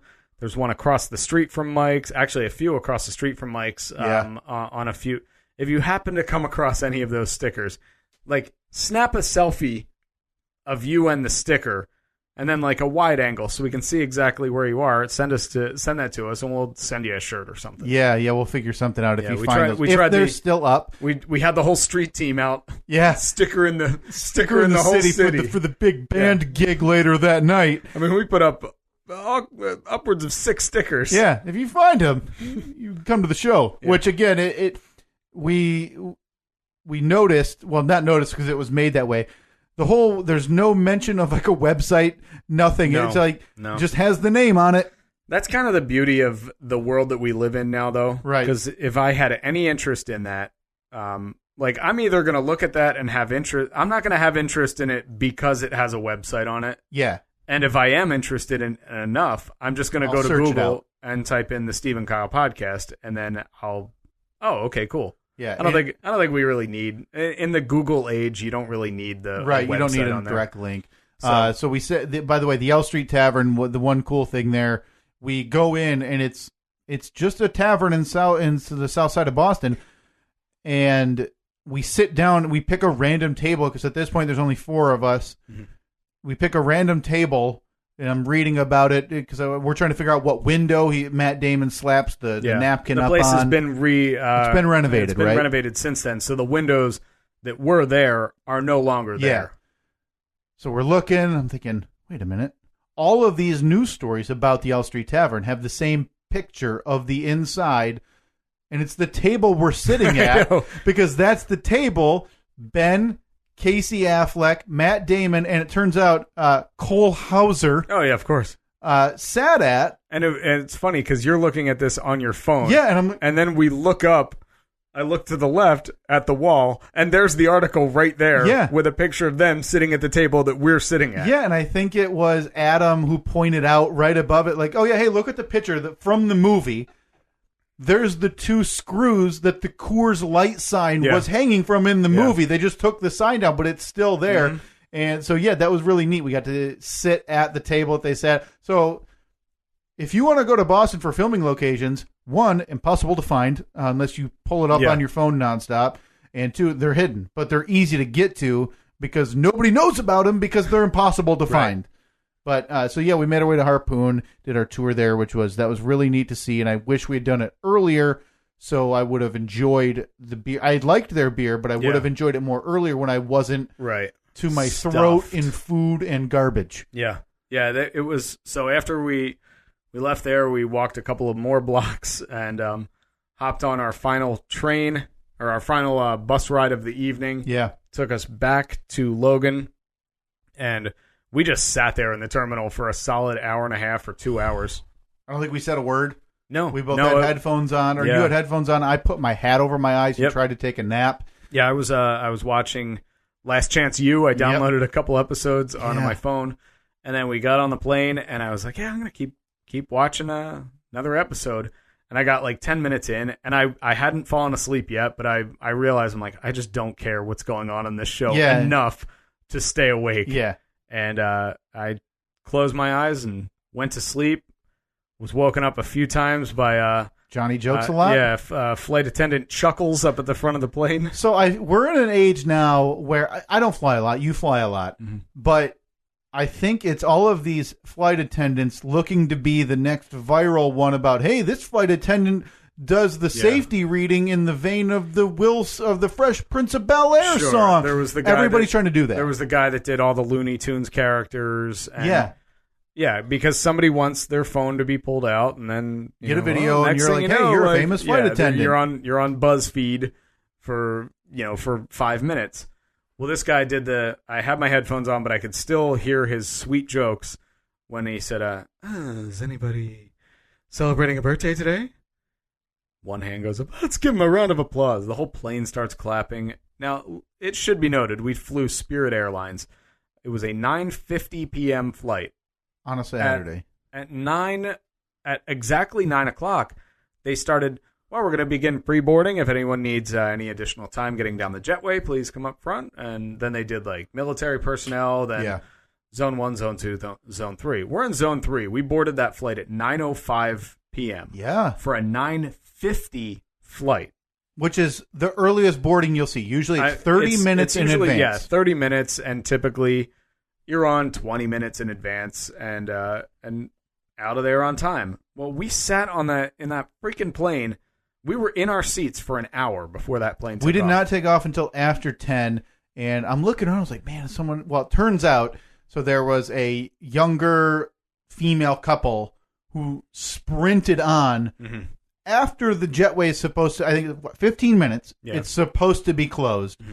I don't know if they left it open because they knew two people were checked in. They were waiting. So 9:42, two girls come sprinting onto the airplane and sit directly in front of us. And you can tell, like, they were the last ones. They're sweating profusely. Sure, they probably ran 20 minutes through the airport. Right. So, whatever. It's a bummer because outside of those two, we were on our way to getting home early. Yeah. Which was, I didn't consider it because I'm like, well, then next thing you know, we'll have to wait. We'll be, we're eighth in line to take off. Yeah. So I wasn't trying to think of it, but it's hard to avoid this idea of like, after all this, it's really hard. Maybe a flash of hope that we can get home a few minutes early. Yeah, and I'm totally guilty of that before. Like, you get in that mood where you're dead tired. All you want to do is be at home, and you're pissed at anyone who is holding you up from that at all. And I always have to say, like, it's cool, man. It's cool. It's going to be another 10 minutes. Yeah. Grand scheme of things, you haven't slept all day. You haven't slept in 24 hours. Mm-hmm. What's another 10 minutes? So Johnny Jokes a lot. The flight attendant is doing his bit. He's up at and again, it's what can only be described as the worst crowd work in history because it's the same thing. It's because we're headed back to Michigan. Anybody have any Michigan State clothes on? And I have a Michigan State hat on, but I'm in no mood for these games. Mm-hmm. And nobody really answers. Well, the rule is you've got to turn it inside out and put it back on for the flight. Yeah! Oh my God, Michigan fan! Like, oh my God! Yeah, people are feeding into it, and I'm in my head. I'm like, don't feed the animals. If you ignore him, he'll stop and maybe go away even. But I hear, let's see, what did I hear? Oh, he was like a stand-up comic. So, is anybody celebrating a birthday today? Yeah. Anybody celebrating an anniversary? Anybody celebrating a divorce? And you get the, you youngster. And then his big finale was, anybody celebrating the anniversary of a divorce? Oh. So that went on. Then there was the screaming baby, whose name is Anna. And I know that because anytime Anna would make a noise. Well, Johnny Jokes a lot had a plan. Johnny Jokes a lot would grab the mic and say, ladies and gentlemen, Anna is awake. Oh, everybody would laugh. Yeah. And I don't know if he thought that was going to be like, oh, she'll hear her name and quiet down. Dude. No, this is a 1-year-old on a Saturday 9:50 p.m. flight. Baby, when I tell you that baby, like, crying baby on a plane is one thing. Right. This kid, this was like screaming bloody murder. Yes. I mean, it was those guttural, like, Like, and it horror movies could take just note. went on for a half hour. And even though I had my headphones on, because I put them back on, I'm like, for most of the flight, I had them on, but they weren't, like, I wasn't listening to anything. Yeah. I'd actually, because I knew I wasn't going to. They were essentially I earmuffs. was just going to fall asleep. Yeah, I had them on as earmuffs. And so when we were a half hour out and that baby woke me up, I just turned on, I went to music, hit play, and I turned it up as loud as it would go. Yeah. And even in, like, the lulls in the music, You could I hear would it. still hear that kid. Unreal. Just a crazy scenario that, I mean, you get what you're paying for in that case, but man, between John, you just want to get, and obviously you and I were the only ones who had just spent 9 hours in a foreign city. Yeah. And we're flying home that same day. And in the back of our heads the whole time we're thinking, even after we get home, even once this plane's wheels hit the ground, we still have 3 hours before we're getting home. Before we're in our own beds. Yeah. So Johnny jokes a lot, continues his routine because, of course, we get to the airport in Detroit and, hey, the gate's not prepared. So we had to wait another 10 minutes on the tarmac. So we ended up getting in like 10. By the way, 10 minutes tarmac time is like 6 hours real world time. Right, because there's nothing. I mean, you have your phone and everything, but you're just sitting in a hot box with 100 and whatever other people screaming baby, and Johnny jokes a lot. Yeah, at the front of the and plane. Johnny's doing the bit again. He's back on there. And Johnny at one point said something, and then this is when it got interesting. This is when it turned into this is when Laurel met Hardy. Johnny's up at the front of the plane doing his bit, and then you hear the sound that the intercom make, like the ding. Johnny, you're crazy. And it was the flight attendant in the back of the plane. Well, oh, good. Those are, I mean, this place erupted in laughter. Oh, my God. This would have been the perfect late night talk show crowd. Yeah. Because you got to get them like warmed up and everything for the opening monologue. Man, these people were primed for anything. If a juggler had started walking down that aisle, like it would have been the most uproarious of laughter I'd ever heard. Yeah, You just say, I couldn't wait to get off of there. It was pretty rough. We finally got off that plane, and it sucked because we knew we had at least a 15-minute walk to get back to the car. Mm-hmm. Finally got back to the car. Got in the car, and man, I held true to my word. And I pulled out my pillow, and I reclined the seat. And I remember we got in the car at 12:15, and I was awake because it's a little confusing to get out of the airport. By the time you go through all the pay for the parking and everything. So I made sure that we were out on the highway. You had the GPS on, and we were cruising. So I was awake until probably 12:25 or so, 12:30. Yeah. And then, boom, out. Fell asleep. 45 minutes later, though. It was longer than that. It wasn't that much longer, because I know I was awake. I was awake for a long time before I finally put the seat up. Okay, that's when you put the seat up. We were probably 40 minutes from home, so we had the most of the legwork was done. But while you were, I heard you like moving around and spinning and everything. I was to the point where all I was doing was I was scratching my head and my neck for about 40 minutes with alternating hands, just trying to stay awake because I was struggling. I was like, well, I'd like, I should stop, get a pop or anything, but now I don't want to do that because I don't want to stop, and I don't want to, if I take this caffeine pill now, I'm going to be up till 6 in the morning. Yeah. So, but finally you, I woke up and I felt like I had a weird kink in my back or something, which isn't surprising if you've ever slept in a car. After sitting on an airplane, it's not very very suitable for sleep. It's not comfortable. Yeah. So I'm like, man, I'm trying to push my shoulder blades together so you can kind of work out a cramp or stretch out my chest or whatever. And then I realized I'm like, that's not my back. That's my chest. And it took about 2 seconds for me to realize that it was a very similar feeling that I had last summer, moments before I had my fart attack. Yeah. Which made you in me, the ER. why I was in the ER. And then once that got in my head, I was freaking myself out, and I'm laying there, and I'm like, oh no, what do? Do I ask Kyle to pull over? For some reason, that was like the last thing in the world. I'm like, no, I can't do that to him. We gotta get home. All I have to do, because I knew if I could go in, use the bathroom, chances are I was going to be okay. Mm-hmm. So I couldn't take it anymore. After tossing and turning for about a half hour or so, I finally pulled the lever, tilt the seat back up, and you said something like, can't get comfortable, huh? I was like, no, man, something's wrong. You said, my stomach's in knots. It reminds me of when I had the fart attack last year, and I said, this isn't a big deal. If you want to stop, let's stop. Because I don't want to, but it's probably a good idea. And back of my mind is, no, that's a great idea, because before you pulled the chair up, there's times where it's like, hey, I'm seeing double. And like, where it feels like half your eyelid flips over your eye so you can't see everything. Yeah. Like, I'm tired, right? Yeah, you're hallucinating. So we pull off. I was like, luckily it was like a mile from an exit. Yeah, we were a mile from an exit, and there was a gas station right there. So I got out of the car, and I walked in to what can only be described as the most depressing scene ever from any movie ever shot.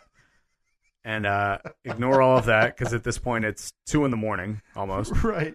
And I walk right into the restroom. And I'll spare you the details, but I was sitting there trying to, like, I knew that it was all of the garbage that I ate that day. Yeah. And I was clogged up, and I felt this massive gas bubble right in my chest. I'm like, okay, I do not want to go through this episode again that I went through last year. So I'm sitting there, and I'm like, wait a minute. I don't think it's going to come out that end. I think it might. Oh, boy. Oh, God. Stand up and put my belt on, and I'm like, oh, God, here it comes. Oh. And I barf. I barf right into that toilet. Boston made you vomit. Let me tell you, if you have never barfed up a Boston cream pie with a cannoli on top of it, I don't recommend the experience very much, because it was like, dude, it was like I had taken a tub of Elmer's glue, dipped some bread in it, and then said, yep, this is my sandwich for today, and eaten it, because it came up just as paste, as globs of paste. Oh, my God. I had both of those items. Yeah.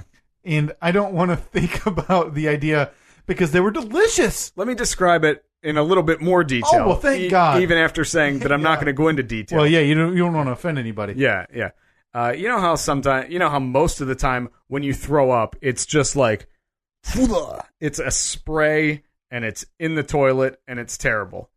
This was the equivalent of picking up rocks and dropping them into a bucket of water. Like, I'd have one heave, and then it would be like, bloop, and a big bloop would just sink to the bottom. So it was like, it was very controlled. Right. I was impressed, because even though it was a truck stop bathroom, I still don't want to make a mess of the place. So it was basically like every couple seconds I would barf up like a lemon-sized glob. It would fall into the toilet. I was doing the the ski slope, like the ski jump position where I was. Oh, wow! So you were vertical over the top of it, yeah. Because obviously, because I didn't want anybody who's ever drank I don't want the splash effect. I don't want it splashing on you. I don't want to come out covered in my own barf. I mean, that would be embarrassing. Worst case scenario, or is that the truck stop's covered in those. Yeah. So that made me. I was in there for about 10 minutes or so. Came out. Grabbed a bottle of water, grabbed a pack of gum, made my way back out. Yeah. And I would say if I felt at about 10% when I went in there, I was probably up to about a 30%. I still felt like crap. Right. But I was like, all right, well, I feel better. I know that I'm good. A little more tolerable. We had another 40 minutes home. But that was, so like I said, when we walked in there, I was like, man, this place is depressing. Like there were people sitting in there because it was one of those places that it was like a truck stop, a gas station, a little convenience store. I think there was a Subway, a little sandwich shop. So at 2 a.m, it's weird for me to look and see people sitting there like having a meal. Yeah. But I mean, it's a different life. Yeah, exactly. It's a completely different life. And I'm sure that my life to them is crazy too. I was like, God, this is just really depressing. And the woman behind the counter, everything about it just screamed like, I don't want to be here. Yeah. So I left, got back in the car, and you had gone in to get a drink or something, right? Thank goodness. So being able to move. So yeah, I think when you got back in, I said, yeah, they didn't have any normal size, so I had to get the world's biggest beef jerky, which was like 2 full-size sticks. Because, like I said, they didn't have any of the normal. So, like, I just had another meal of beef jerky. And that's good. The world's largest Diet Coke ever as well. Well, I mean, at least you went with the Diet Coke because you were, you got to... Had a lot of not diet that day, so I figured, start cutting the calories. You got to be responsible. Yeah. But you said something to me like, did you see the depression sitting at that one table? Oh. I was like, no, I did. I must have just had tunnel vision and wanted to get out of there because I didn't see anything. It was just outside of like the separate subway area, which is a small seating area. There was like 3 separate small tables, like the 2 top tables. Mm-hmm. And there were 4 children, I'm guessing ages from 5 to 15, heads down, like sleeping on these tables with what I presume to be their father sitting up at one of the tables, and then he gets up to take a phone call, and then when I was walking out, they were all starting to stir to get up and go follow somewhere. Oh boy, that is. I wouldn't even begin to speculate what was happening, but you're right. That's the site of depression. Like you're like, oh my God, something seems terrible. Yeah, that's one of those things that really puts things in perspective for you. Yeah, like oh man, I've had a rough week. Yeah. But not that rough. Man, Steve, I don't think our lives could get worse, man. We just spent 12 hours in Boston. Now we have to drive. Yeah, we have to drive a car and go home to a nice house and bed. Man, this sucks. And a loving significant other there. This isn't going to get worse. Man. So the rest of the trip, luckily, was fairly uneventful. Yeah. Got home. I laid down in bed almost exactly 24 hours to the minute that I got out of bed. Yeah. Because I got out of bed at, I think, like 3:07. I think my first alarm went off. And I laid down in bed at 3:01. Yeah, I must have been right on top of you. I got home, it was a little after 3. And by the time I went to bed, it was probably 3:15, 3:20. And such concluded the Whirlwind Boston trip of 2017. The Steve and Kyle podcast, World Tour 2017. Yeah, if you go back on Twitter, it's at Steve and Kyle, Facebook.com/Steve and Kyle. And I think we did a pretty good job of chronicling the entire day from the minute before you picked me up until I think the last thing we posted was when we were going to the airport. Oh, no, that's right. You posted that picture or you posted that video. I should probably pull that up so we can play it, of the noise that the airplane was making. When we landed. So we landed and, like I said, we had about 10 minutes of tarmac time or whatever, however long it was, and mixed in because, hey, budget airline, one of the worst noises humanity has ever experienced took place for, at minimum, 5 minutes of this 10-minute sitting duration with no acknowledgement. Johnny Jokes-a-Lot's routine was over, so he didn't come over the PA again. The pilot didn't come over. I had earbuds in, so I didn't know if he announced, like, hey, waiting on the gate type of thing. I'm assuming he did. So we're sitting there in our two seats. You have people bustling, just waiting to stand up and get off the plane, and this is taking place for about half the time.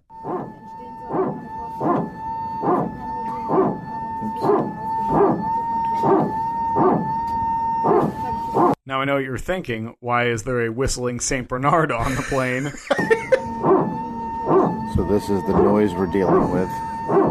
It's only midnight. Yep. This is normal. I'm sure all the airlines have this. It's been going on for 10 minutes. So that went on, like I said, you probably can't hear me in the clip, but I said this has been going on for 10 minutes.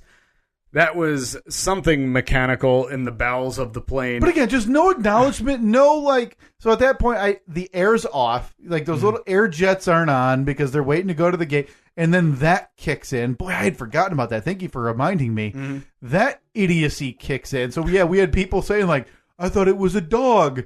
Like it sounded like a dog, but it was like the hydraulics. Yeah, or something. Like going back and forth, and I don't know if that's the same thing as the whistle, whatever that was. But what a way to finish. Yeah, right. It was so fitting that's how it ended. That's how it all ended with us just pissed and tired. Yeah, like it was inevitable. That was we were on a collision course with that moment right there. For the previous 20 hours, and we were going to run right into it, whether we liked it or not. I mean, there's a ton of smaller interactions that took place that they're going to come up over the weeks as we get remembered. The one I thought was the funniest was we're in Boston for no more than 5 minutes. We get off the airplane. You use the restroom. We're starting to walk out of this terminal or walk out of the door where everybody else is walking out. Yeah, everyone is walking out the same set of double doors, and I noted. Man, that's weird. Like, in my head, I'm thinking, that door definitely says, emergency exit alarm will sound. Yeah. Everyone is still walking out this door. They're walking up, and it's the double doors where you push on the little bar, and it unlatches and opens. And I watched 15 people walk out that door, and there was a woman, an employee, I'm not sure if she was the airline or the airport employee. She was standing right next to the door. Everybody else? Push the door, walk out. Yeah. Push the door, walk out. I walk up, I put my hand out, and she yells, "Don't push that!" And I'm like, "Woof!" I put my hands up like I'm under arrest. Yeah. I was like, "Huh?" She's like, and then she hit some button on the wall like a dozen times. She just kept hitting this side button. Yeah. Nothing happened though, did it? No. And then I just walked out the door. Yeah. What the hell are you doing, lady? Why are we different? Now, that didn't really surprise me a minute later because once we got out into the hallway to nowhere, we noticed that there was no ceiling in the place. Yeah, I took a picture. There were vents hanging down. There were streamers, like they just had a parade go through there. Yeah, no, Logan looks great, you guys. Keep up the good work. Yeah, they are. Man, major city sure has a nice airport. If you don't want to, if you go to our Twitter feed and if it looks a little jostled, if you just click on the hashtag, for the majority of the tweets and stuff we use hashtag SK World Tour. If you just click on that, SK World Tour 2017. If you click on that, it'll bring up all the tweets, presumably in order if you want to follow our day to see what it was like. But I really enjoyed it being there and being able to meet anybody who listens to this dumb garbage we do every week. That was really fun. It's just the logistics around it sucked. Yeah. Like I said, the thing is, though, we purposely did it that way. Yeah. Because neither of us wanted to be... you figure out an overnight, it's harder. Neither of us... it just wasn't... at this time, it just isn't possible to do something like that. But yeah, everything worked out great. We had a good time. We met a lot of great people. Yep. We saw some people, like in the case of Nikki. I've seen Nikki a bunch of times. It was great to see her. We handed out some garbage merch, which we have some leftover stuff. Again, if you're interested in a T-shirt, send us a message on either DM us on Twitter or send us a Facebook message. Yeah. Really, if you send us a message as opposed to just doing it on the timeline, it's a little bit easier for us to keep track of. I'm looking to have everybody who says yes, sure, size in one place. So when I look back to do this down the road, I can easily access that and message people. So yeah, I mean, for me, it was you've met Nikki, I haven't. It was nice to be able to meet her and her daughter who showed up, and everybody else. Dave, his wife, that we terribly insensitively forgot her name. Dave, Adam, Sean, Zach, just a tremendous opportunity. That was a lot of fun. So the Steve & Kyle Podcast World Tour 2017 officially has come to an end. Maybe we'll do something for 2018. Yeah. I wouldn't. Listen, I'd do it again in a heartbeat if it was to our airport. Yeah, either to our airport or somewhere that was like an hour away or a couple hours away where we could honestly, drive. We could easily do one in our own town. Mm-hmm.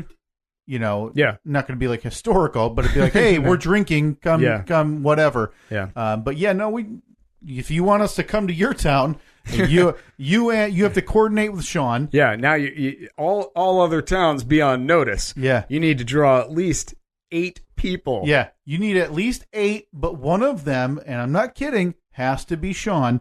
Sean is the Sean is the guide. Yeah. Maybe Adam. We'll find out where, because Adam's a driver. Yeah. So he I know that he used to be an over the road guy, but he's a local guy now. Mm-hmm. So, but I would assume that anywhere in his in a couple hour vicinity of New Jersey, I would assume he knows everything about everything about every town. So that's happening. Yeah. And we need to figure out like a live where we can at least do a podcast from it. Yeah. Boy, you leave there and you're like, oh boy, didn't really do anything, did we? No, sure didn't. So you mentioned your Sunday where you rolled out of bed late and you essentially talked about houses again. Yeah. I did more than I anticipated. I got to mow my lawn. Look at you. And then I told you before we started recording, I was able to go see Dunkirk, which is the big movie release this weekend, right? Yep. So Christopher Nolan, known for Inception and Interstellar and the Batman trilogy, obviously with Christian Bale, decided to do a war movie. Yeah. War movie in name, but it's about the evacuation of Dunkirk, essentially after Allied forces had been defeated there. Right. So they're stranded on a beach, and it's, hey, we need to get hundreds of thousands of people off of this beach before the Germans decide to just blow it to bits and kill this many people. This was over my life of I see movies all the time. I don't know if I can count on more than one hand the amount of movies that physically affected me the way this did. I've heard that. I heard that earlier today. I heard Joe talking about that too. Right. How there's I guess a scene where I think he said he saw it in IMAX. Yeah, and I was going to, but in the middle of the day, I thought, after the day before, I thought, well, that's 20 extra minutes drive. Yeah. I'm not doing that. Oh, yeah, different theater. Yeah. So, yeah, he said that there was a scene where, hopefully it's not giving much away, but you actually feel like you're drowning. Well, and it doesn't give a lot away. Literally a third or half of the movie is in water. Oh, okay. So it could be at any point, but it is, the script itself must have been, I don't know, 5 pages. Yeah. Because there's hardly any dialogue. Really? And it's just scenery but boy, it grabs you from the first minute, and it's sequence, airplanes, destroyers, shooting this. So I left there with like a stomach ache. Because you're like, because it's not particularly uplifting. Like in historical terms, hey, the good guys lost. They're trying to run away and not die. Right. But hey, a lot of them die. So you watch this a dog fight in the air, and right. Please go see it because it's a tremendous war movie, and it's probably Christopher Nolan's best movie. Nice. But be prepared. I would sit if you have motion sickness, don't sit too close. Yeah, I usually, the only time I ever get motion sickness is if I try to read in a car. Yeah, looking down, right? Yep. But this, and I'm not emotionally in this movie, but boy, there's just so much happening, and you leave not devastated, but you're like, whew. So, it's the first time you can take a breath. Yeah. So kudos to the movie because it starts off with a gunfight. It ends with a airplane fight, a dog fight. So it takes you through all the spectrums. But man, I probably didn't need to do that yesterday. Yeah. After everything that we'd done the day before, it was kind of emotionally exhausting. Well, especially if it's something that's going to make you nauseous because you're just filled with 3 pounds of cream from all the desserts that we ate the day before. Hey, one more dessert. Bring it up. Yeah. Hey, you guys got Boston cream pie here at the movie theater? Yeah, right. I don't know why I'm doing that accent. Boston cream pies. Boston. Well, while you were doing that, I was having another day filled with trying to figure out where we're going to live. So, when you get back to your normal life, how are you going to fill all the hours that you are now dedicating to finding a home that you don't have to, that you're choosing to? No. Are you gonna? I mean, Well, it all started a couple months ago because we're constantly talking about, like, whenever we like doing little projects and everything around the house. We've redone a couple of the rooms in the house, the room that we're sitting in right now. And whenever we come up with an idea of, like, the next project, if it's just too big, if it's something that would never work for this house, or it's going to be too expensive, we always have the saying, we'll save that for our forever home. Meaning, we know we're not going to be here forever. It's kind of a small house, and getting married in a couple of months, but we're planning on starting a family. So we know that eventually we're going to outgrow this house. So we had maybe a month ago, we decided, well, you know something, let's get pre-approved, just so we can get a good idea of at least what range, like price range we should be looking in. right. So we can kind of get a good idea of what we'll be able to afford, the condition of the house, type of the house. Because, like, we're not buying a brand new house or anything. It's just not happening. So we got pre-approved, and then a good buddy of mine is a realtor. So he's the one that helped me sell my house a couple of months ago. So we had him come over one night, and he sat down at our kitchen table, and, okay, how many bedrooms are you looking for? How many bathrooms you want? What kind of school system? Like, what, all the stuff that you do, like you did, and I'm sure everyone else does. Yeah, everybody goes through it. Yeah. And I did that when I bought my house 6 years ago. So he was like, all right, well, I'll set up a search, and then every day it's just going to forward you listings that fit your criteria. So maybe a month ago, we went to an open house or two. Then another, a couple weeks later, we went to another one. I looked at that one right around the corner from your house, and then another one right around the corner from your house. Yeah, the other corner. Then last week, we looked at another one during the week, and then Friday you went and saw like 4, right? Well, it was on Wednesday. We had Wednesday was a pretty rough day here. Yeah. But we had already planned earlier in the week. We had already planned that we were. I know it was Thursday. Was a rough day. Yeah. But on Wednesday we had talked to Dan, and we said, "Hey, we found these 3 houses that we'd like to go look at. So let's do it on Friday." He's like, "All right, cool. We're scheduled for Friday at 5:30 for the first one." Well, then Thursday came and went, and it was pretty awful.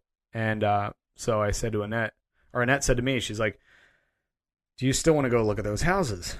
I'm like, "Yeah, I do. I mean, I don't, but I do, because I know that it's going to be better for us to be out of the house, keep them busy, keeping our brains occupied, so we don't just sit at home and be sad about, the past day's events." So we go and look at these houses, and one was great, but it was basically our house. Yeah, you mentioned that, right? Just with everything, like, a little bit nicer. I mean, well, in some cases, a lot nicer. And we walked in, and we're like, wow, this is great. This is great. It was basically, if we decided to stay here and do all of the updates that we wanted to do, it would look just like that house. Right. But we're like, it just doesn't make sense it would be a lateral move. Yeah. Because we can do all this, but we don't want to do it here. Yeah. So that one's out.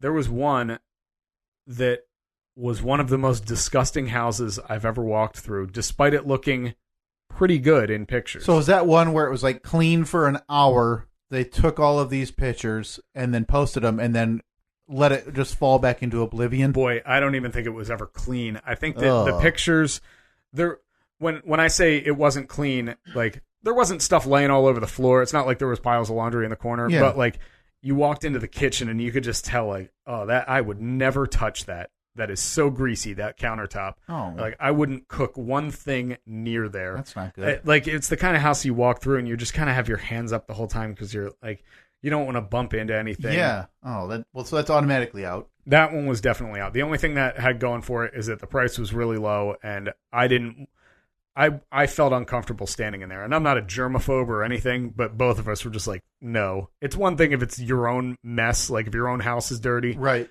But to have to go in and clean someone else's stuff, not happening. Gross. Really gross. Looked at another house that it just needed it. That was the one where we really liked.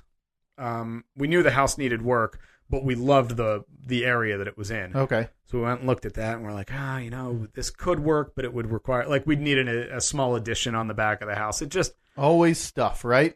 And we weren't against, like, we didn't go into it saying, no, we're definitely not doing an addition or renovation. Like, if we found something at a really good price, sure, we're willing to put in the time and the money to fix it up. So then we looked at a fourth house, which we actually weren't even scheduled to look at, but we were right by it, and it was Dan's client. He's like, I got a house that's going up on the market tomorrow. You want to go look at it? And we knew that it was pretty much or pretty high over our budget, but we're like, something, let's just go look at it anyway. We're not going to be able to afford it. Right. But he's like, I could use your opinion on it anyway. So we walked through, and it was a beautiful house, but we weren't going to buy it. So he was like asking us questions. He's like, well, what do you think about that? Or what would you do that? Just trying to, get input. Yeah. So it just didn't work out. Then, so that was on Friday. Saturday, of course, we were in Boston. Sunday, I woke up and Annette said, hey, there are 2 open houses around us today. And they were both houses that we had been somewhat interested in. Which you said, so you're like an open house pro now, right? Oh, I love it. I love it. So you love attending, seeing the crowd. I think it's my new hobby, maybe. Even if, like, let's say tomorrow you buy a new house, mm-hmm. you think 3 months down the road you're going to be sitting, maybe you and Annette are on the couch watching 4x4 derby demolition car on YouTube, and you go, I'm going to check out an open house down the road. I got an open house down there on Main Street. What do you think? Let's go, I do. I think I would. I think I like you want to go see what their second bathroom looks like? I like the sport of it. I like Seems absurd. I like the competition. I like knowing that I got to check out the neighbor's house to see if I'm better than them. Like, oh jeez, look at their crown molding. They didn't even caulk after they painted it. Look at these jerks. Do they even know how to DIY?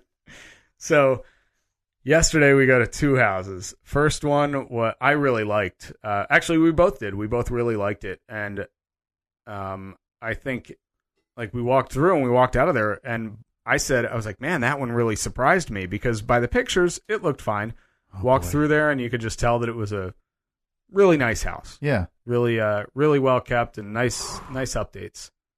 What's the matter? Is there an offer in? You getting nervous? I'm getting nervous.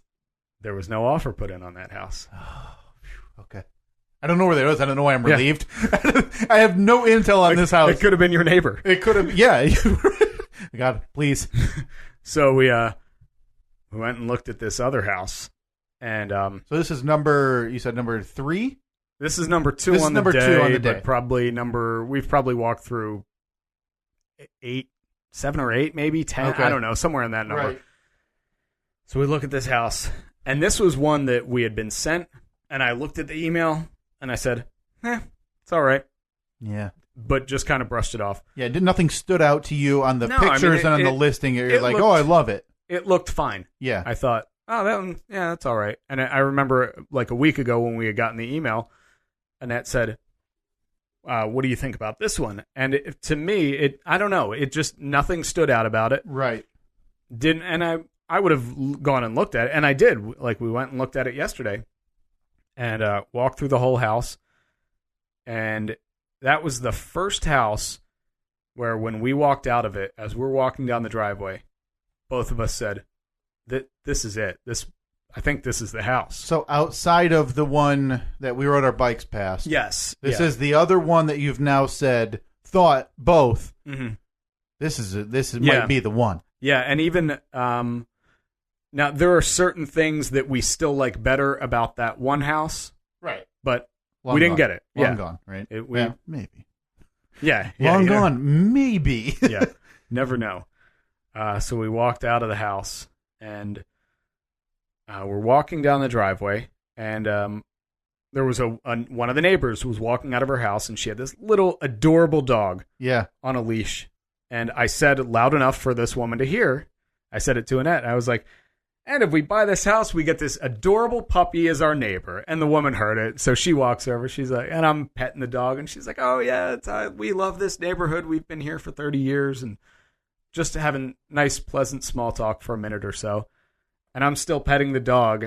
And she said, and this is my dog, Roxy.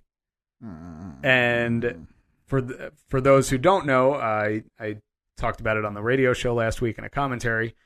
We lost our beloved cat, Roxy, died last week on Thursday. Very suddenly. It's devastating, absolutely heartbreaking. And Annette and I just kind of look at each other and we're like, okay, okie dokie. We go and, well, nice to meet you. We get in the car and I said, well, that was something. And Annette says, I think that's a sign. But the sign could go either way. Like the sign is like, you need to live here. Or the other sign could be like, hey, our beloved cat who just passed away is like haunting us from this area, right? Reincarnated into a dog. And said, don't come near here type of thing. Well, I hope it's not that one because we put in an offer and it got accepted last night. What? All right, start typing a town. You type a town so I can Google it because I now need to decide. You don't even need to Google it because you're going to be very happy. Hey, when nice. you see that. Well, I don't know why the MLS listing's not pulled up, and I'm looking at pictures right now, Steve. So yeah, we this is the kind of funny part though. We put in an offer. Now this house has been on the market for 6 days, so it's overpriced. Which in this market is an eternity. Yeah, so it means it's overpriced. So when we walked into the house, you've been to open houses before, right? Typically, there is a listing agent standing right at the door. So it's an so is this one that was waiting for the open? So yeah. So it's one that's probably not overpriced, but they wanted the open house to see what offers they're going to get. That makes sense. But nowhere in the listing did it say offers accepted up until this time. Blah blah. Right. Blah. So it wasn't the gimmick, but clearly they wanted to wait for an open house to see how many offers. So they could get. This had been on the market for 6 days, which, like I said, is an eternity in this market in this area. So we get in touch with Dan, our realtor, and we said, we want to put in an offer on this house. He said, all right, cool. He's excited for us. We're excited. And it came down to price. And he said, well, what do you want to offer? I said, look, hear me out here. Let me see what you think. It's listed at this, but it's been on the market for 6 days, X amount of days.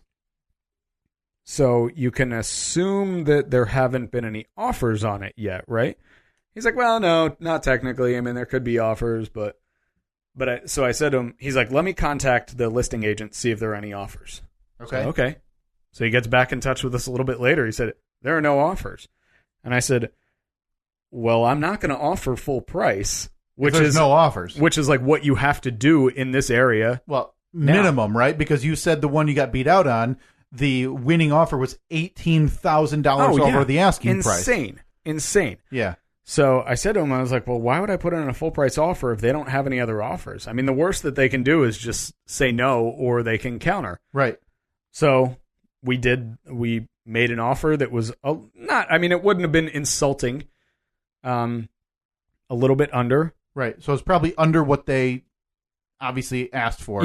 Yeah. Under what they asked for. They came back with another number. We came back with another number. And we settled in the middle. So this all happened last night. This all happened between 6 and 9 o'clock last night. I think I've got 3 potentials. Okay, let's see. Hang on, maybe 4. Oh boy, if it's this 4th one, you and I are going to be. You want this? I've got 4. Want this cable? Yeah, sure. Yeah, go ahead. Plug in. So I've got 4 that I think are the potentials, right? Okay. I'm excited to see if and this is just based on the briefest of searches, price range, room numbers. Okay. Right? All right. So this is the first one, but I thought probably not because of the road. It's on a main-ish road. Okay. I thought maybe this one. Okay. Hang on, let me see. Where's this one? I did like that one. And again, I haven't looked at the specifics. Mm-hmm. This one? Okay. Because I thought Annette would like the layout. Like the front, the landscape and everything. Yeah. And lastly, this one. 0 for 4. 0 for 4? Ah, shucks. Yeah. 0 for 4.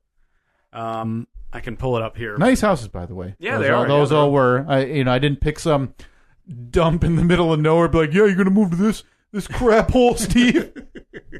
Now this isn't a new build or anything, right? No, This is Built in 1988. Okay. So it's almost 30 years old. Here, I wonder if it just doesn't show up plug. as pending yet because it's happened so fast. Well, here's what happened. Well, this is exciting. This is very exciting, but I need to tell you, there was, of course, it wasn't without incident. Oh, no. So it's weird that we walked into this house and it was listed as being 2 bathrooms. So as soon as we walk in... Full. 2 full bathrooms, Good. yeah. As soon as we walk in, the listing agent was sitting on the couch, flipping through a magazine. Mm-hmm. Hey, yeah, you can just walk around.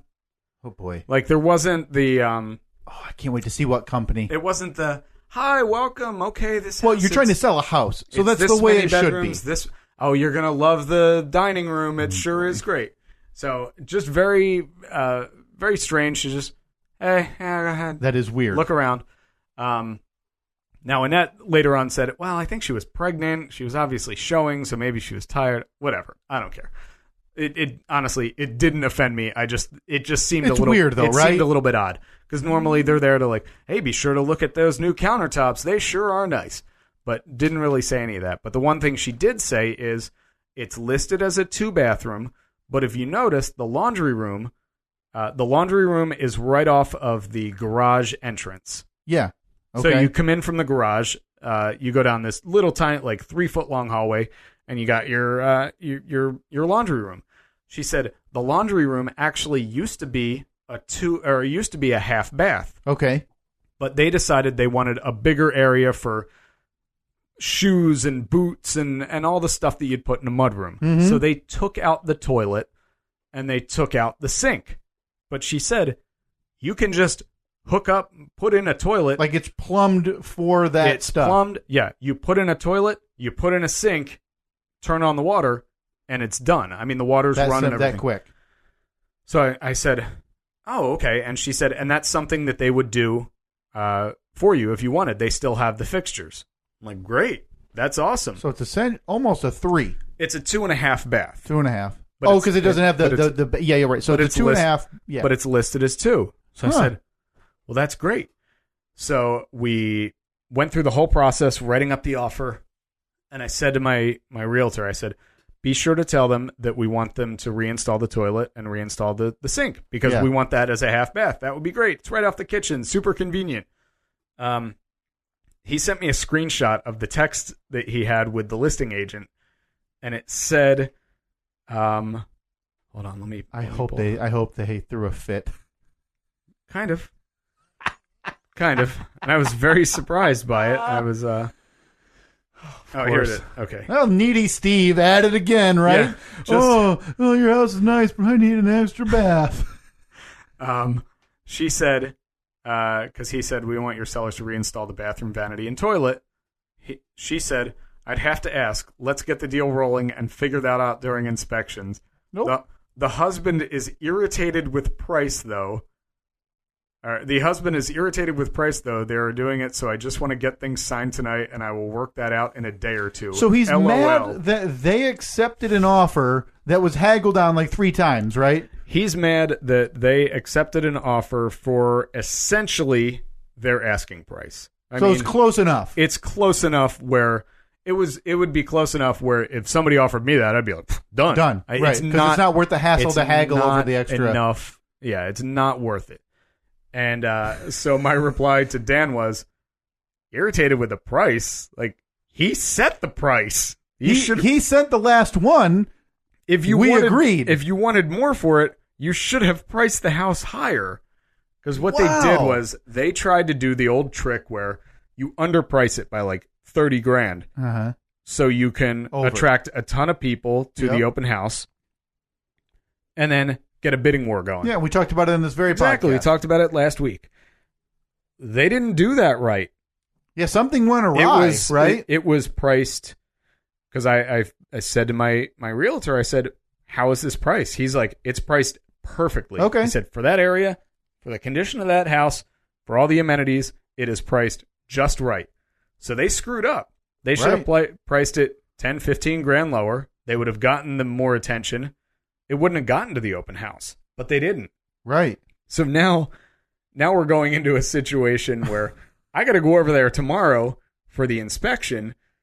I would assume that the homeowner will probably be there, but it's going to be very awkward because knowing that he's just going to be like, oh, stupid idiot, dumb. Thanks for buying my house for the amount of money I wanted to get for it. Thanks for dealing on this thing. What I kind of read from that was that maybe the husband wanted to sell it for much more, but the wife was the voice of reason and said, look, we know that we'll get this for it. Let's just put it here. Maybe we'll get a bidding war, maybe not. They didn't get it. Wow. They got a very strong offer, and they accepted it. I mean, look, man, if you don't want to accept it, don't accept it. There's a couple of very weird things there. One is obviously the guy being irritated, which apparently we can't get away. This podcast cannot get away from weird temperamental men. Yeah, and that kind of worries me because earlier in this episode we tough talked softball guy and said that he was the common denominator. Now yeah. Now, keep in mind, I don't know this person. I've never met them. We didn't send him an offer that said, yeah, by the way, F you and your house. Yeah, hey, your house is gross, but I guess I'll take pity on it. Yeah, I mean, you want to take this much less, idiots? We gave them a very favorable offer. We told them they could remain in the house 10 days after close. Yeah. To get all their stuff packed up. And what are you mad at me for, man? You accepted. That's the most baffling thing ever, right? Is that they're the ones who accept. They're setting the price. They could have easily said, nah, we're going to hold out. Maybe somebody else will make an offer, right? You know something I actually said to Annette yesterday? After we looked through the house and we went home and we discussed it, I said, you realize that there's a very good chance that we don't get this house because it just seems like everything was too right with it. And she said, yeah, I know. I'm trying, you're trying to think positively, but you also have to think realistically. And we're like, yeah, we're not going to get this. I mean, just plan. Yeah. Brace for the worst, hope for the best type of thing. There she is right there. Hey, that's nice. I like that. Yeah. I like the color. Yeah, I know. It's a darker color, but I still don't know what color the house is. Yeah. From that picture, it kind of looks gray. It could look green. In person, it looks more like brown. Right. It's not as dark as that in person. It's very weird. Now, very weird. If I pull up a map of that city, you can give me a general gist of where we're talking. You're still trying to figure out how long your commute is. Sometimes I would say roads in that town can be a little. What does it take you now to get here? Like 4 minutes? Yeah. This will probably take you 8. That podcast is over. Hope maybe you all 9. Enjoyed it. Best part about the house? There is plenty of potential for a studio to be built. God. There's nothing that is. So there's not a defined space for the APS. Oh, there is. Okay. And now I need to know: are you comfortable with upping the square footage from 63 to, I don't know, maybe 80? Because I found a nook. I just question: are we going to get big heads? Yeah. If we cross that 75 threshold, get 80 to where, I'm pretty much shouting at you across the countertop. Do we have big egos at that point? Are we Mike and the Mad Dog and where we can't work together anymore? That would be rough. So, but yeah, it's no kidding. It's happening. Done deal. Offer was accepted last night. I said, while we've been recording this, I got a message from Dan saying that the inspection's tomorrow at noon. Nice. So let's say tomorrow, the other house, you get a call from that listing agent and they say, hey, funding fell through. They want to take your offer. What do you say? Boy, I think we stick with this one. Right. Well, at this point, it's a done deal too. Yeah. And it's, there's a lot more, this house needs a little bit more work inside. Yeah. Updating stuff. But it's all minor. First thing I see we're going to have to do is knock down the dividing wall in the garage. I've seen enough HGTV. Yeah. We're knocking that down. You've got some expertise with garage doors as is. I don't like the 2 separate garage doors. It's weird. It's weird. So we're going to knock that down. We're going to get you a new garage door. It's going to be special built, so I'm sure it'll be cheap. Yeah. We like to do things around here. Now, even though this is now part of a home that's going to be for sale, I still think as a memento we need to take the double price Hobbit hole door and nail it on the wall, and the new APS is like the memory, right? The memory of it. So we're talking APS 3.0. Yeah. But we may need to figure out at some point, like a placeholder to where we can do the podcast while there's, I'm not worried because there's a room that is going to be the office, okay, which is where we started recording this podcast when we first started it last year. So that's just going to be the temporary APS. So actually, that's going to be APS 3.0, and we'll be moving into APS 4.0 once construction is done sometime in the next 6 months to never. Better not be never. Now, this office, so 3.0, are we talking hardwood, windows? No, we're talking carpet. Okay. Yeah, there's 2 windows, I think. So sound-wise, it should be better than... Why don't I just pull up a picture of it? Now, did you get a fancy virtual tour option on this home, or is it just pictures? No, just pictures. You should have called him back and tell him no thanks. Take your garbage house. No wonder your stupid house didn't sell, you bunch of idiots. So there we go. That's APS 3.0 right there. Boy, that's too big. Bunk beds are nice, though. So we're going to bring back like your desk for a while. Yeah, we'll be back on the desk for a bit. I know. With this triple size mixer, we're not going to have room to put elbows. Yeah. Well, up until I can see that, I cannot give my approval. That seems fair. If you want to meet me over there, the inspection's 12 at noon. Noon tomorrow, so. I don't know if you've heard. Got a little time. Got some free time. 12 noon, send me the address. We're going to take a walk through. I'm going to be that guy. Yeah, it doesn't feel right. Yeah, I don't know about this. Just knocking on the walls. No, I didn't. No, Steve, come on. You really want to live in this type of garbage? Like, it feels like these studs are closer to 15 inches apart than 16. I mean, you know the rules. As if the irritated seller wasn't a problem already. These studs just put it over the edge. You wait till we come in with this list of demands. Mm-hmm. Like, well, we really don't like that tree. Yeah. I want them to yank it. Notice that paint chip in the crawl space. If you could fix that up, that would be real nice. Right. Oh, what's the matter? Irritated? Oh, I can make you much more irritated. What's Trust that? me. Is your name still on the dotted line? Sounds like this is a done deal. Boy, that's a shame. Of course, I'll move into the house in a month and a half, and like all of the copper wire will be stripped out of it. Right. Well, I think. Oh boy, I would love to tell that story, but we are really tight on time. About when we were moving into our house, but we also have a tight recording schedule this week, so I can save that story for the next time we record. Yeah, boy, look at that. Surprisingly, we didn't get through 90% of the stuff that we had thought we were going to get to. Yeah, but I do hate nipping it like that, but I do have a funny similar-ish story to. It can only be described as irritated seller when we bought our home. Yeah, so we'll be sure to get to that next time, probably. Yeah, we're gonna get it. Are we gonna do Fast Five? It's up to you. I will defer to the person running the iPad. Yeah, why not? Fast five. 1, 2, 3, 4, 5, 5, 4, 3, 2, 1. Now, my brother asks me every week, but like essentially before he even listens, "Did you guys do Fast Five this week?" I think he's waiting for the time we don't do it, and so he can get mad at me and say, "Well, I'm done listening if you're not going to do that." He doesn't actually listen, though. I would assume. Does he really? Yeah, I think he does. Oh, I don't believe it. Well, we did the taste test to see which of our softball team listened. Goose-egged that one, didn't we? Yeah. Well, no. Chris listens. Chris is the only one. Chris, and I think Rusty, I think they do. I think it was just, obviously it was that day. Yeah. So the turnaround of people who had heard us by the night. Yeah, because I got a message from Chris that last Tuesday morning. Afternoonish? Yeah. Oh, morning. And he just said like, yeah! Because I had said that I'm back in for fall ball. Yeah, because I heard, like, Rusty asked you at the game, so he hadn't listened yet. And I'm sure, like I said, I think a few do, but, it was a 12-hour turnaround. I think it can be excused if they hadn't listened yet. I don't know. I still haven't heard from him. Maybe he does. Maybe he's just putting on a front for his old lady. All right, am I up or you? I'll go. Okay. Number 1, O.J. Simpson. Oh, the juice is loose. In 4 months. Or 3 months. Yeah, 3 months. Chester Bennington. Tragic, man. That was, God, just such a sad story. It all seems out of nowhere. Yeah. Sean Spicer. Probably best.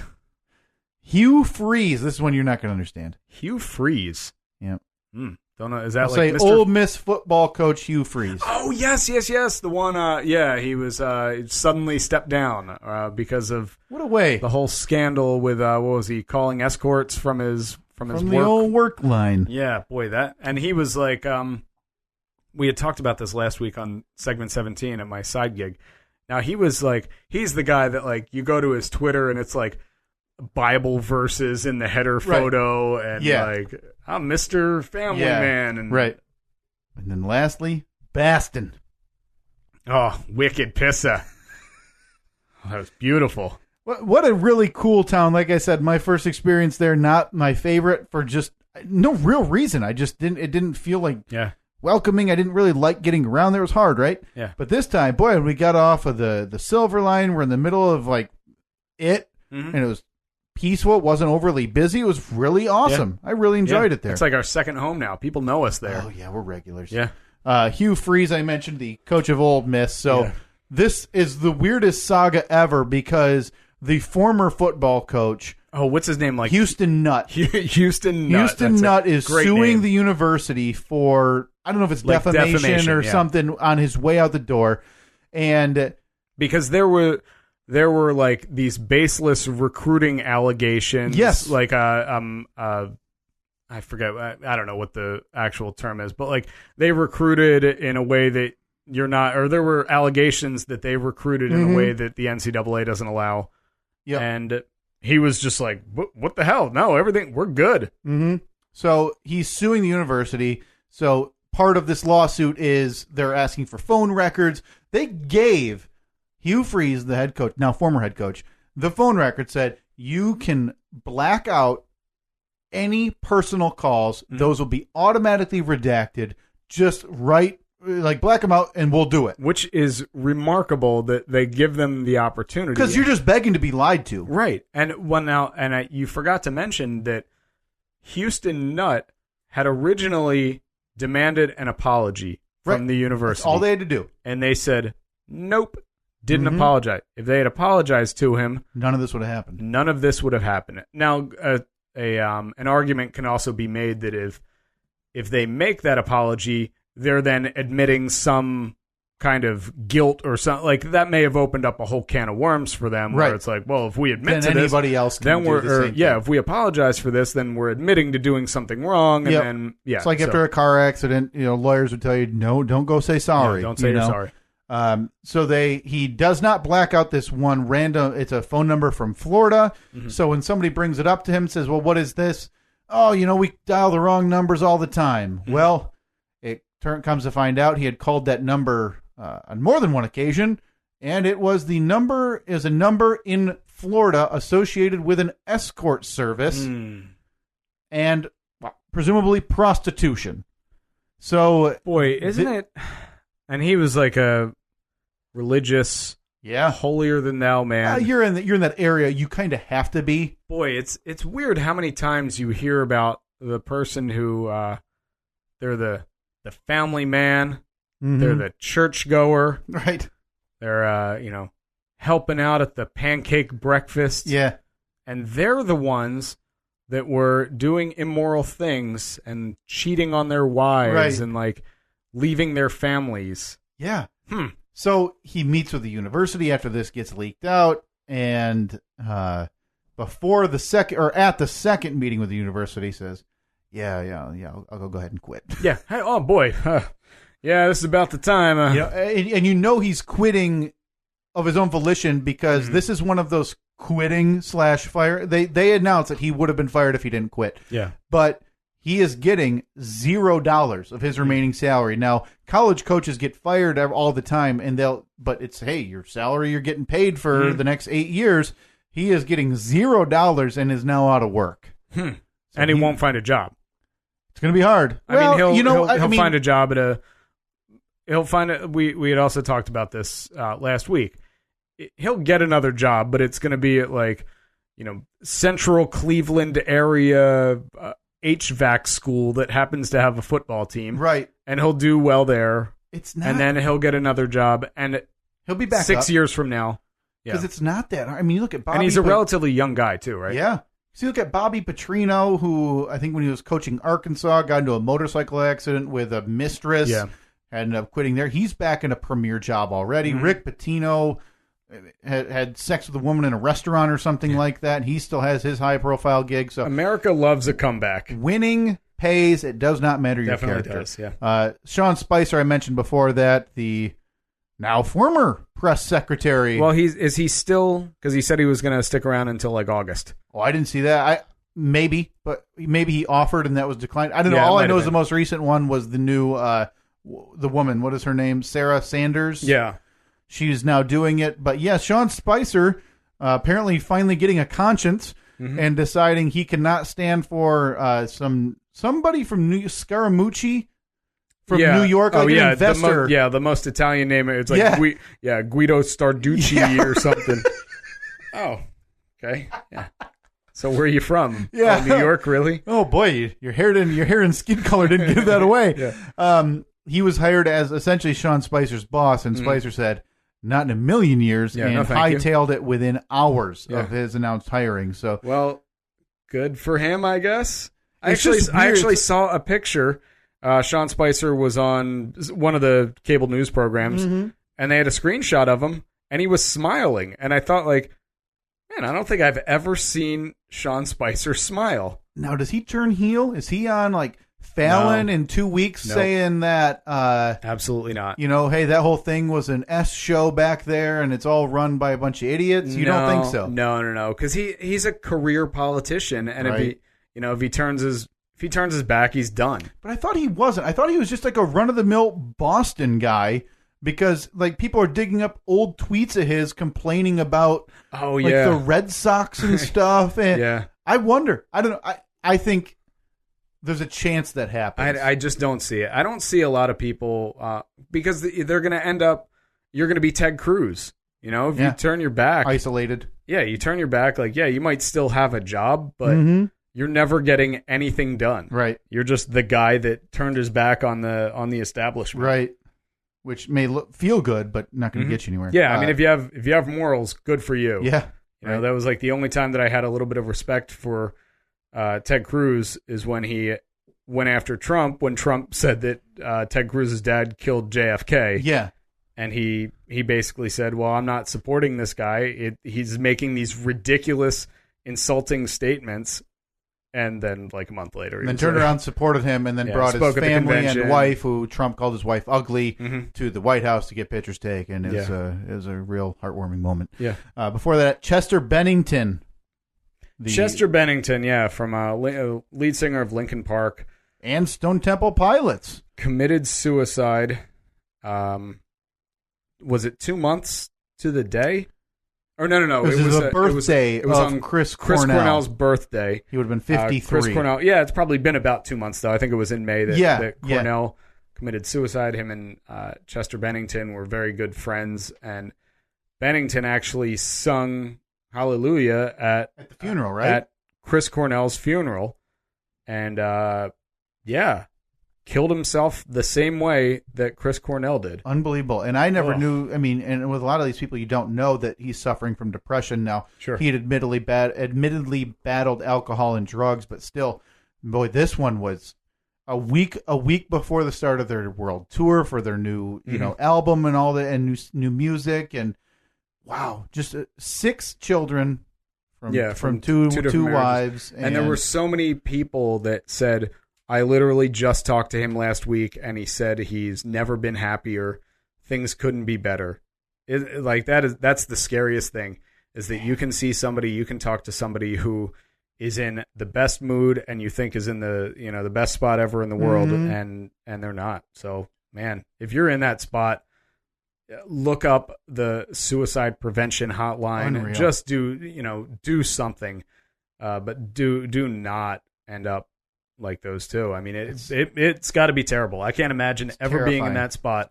But if you are, please just talk to somebody, do something about it. Mm-hmm. And the first one I mentioned this week, O.J. Simpson. O.J. dominating the news. The juice will be loose. It's like it's 1995 all over again with the amount that we've heard O.J. Simpson in the last couple of weeks. And they were televising a parole hearing. Was on every channel. Literally every channel aired it. Which, when you look at the clips from that, you wonder, boy, how did he get granted parole? He was like arguing. I was watching it on ABC News. Yeah. Was airing it.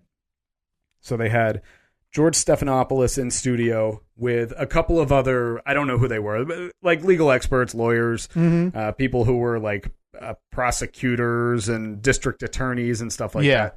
And at least 3 times they said, the one guy said, I don't know what his lawyer is thinking.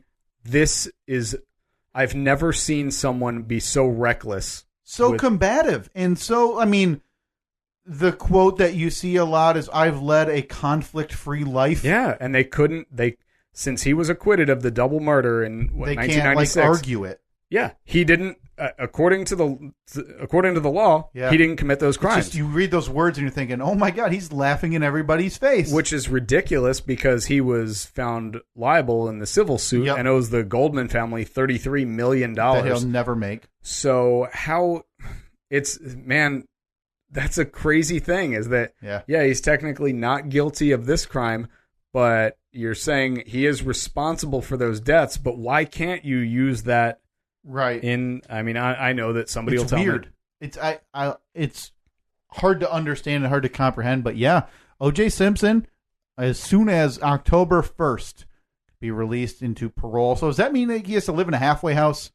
No, I don't think so. So he's just free to go. He has to check in with his parole officer, get a job, I'm sure, which some shit. Well, of course, the monster from the Bunny Ranch has already offered him a job. Yeah, but the thing is, if he makes any money, the Goldmans are entitled to essentially all of it. Yeah, those wages are going to be garnished immediately. But he is still able to collect his NFL pension, which is like $25,000 a month. They can't touch that. So he gets his pension. So basically, when he gets out of prison, he's going to collect $25,000 a month for doing nothing. Yeah. So if you're OJ, you're not going to do anything.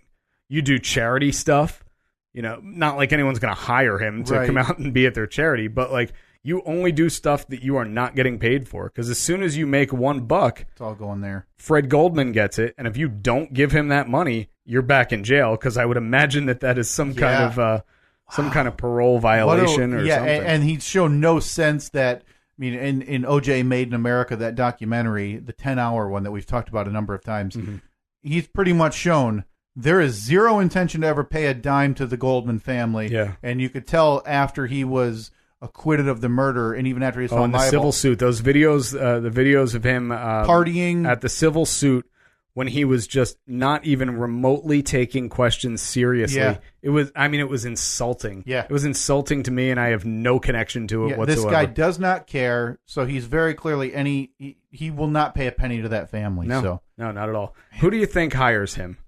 Who gives OJ a job? Like you said, the Bunny Ranch guy. To be a host. He's not going to do. He's never going to do TV work again. He's never going to be the sideline reporter. Because, like you said, it's work for nothing. Yeah, why would you do it? Because he's going to get 10% of that money. Although, the guy seems like he has an ego, so maybe he's going to do it just so he can. Right, I think stick it to people who said, OJ will never work again. Well, yeah, I'll work again, and I'll show you, and I'll even do it for basically free, and still just to thumb his nose in the face of people.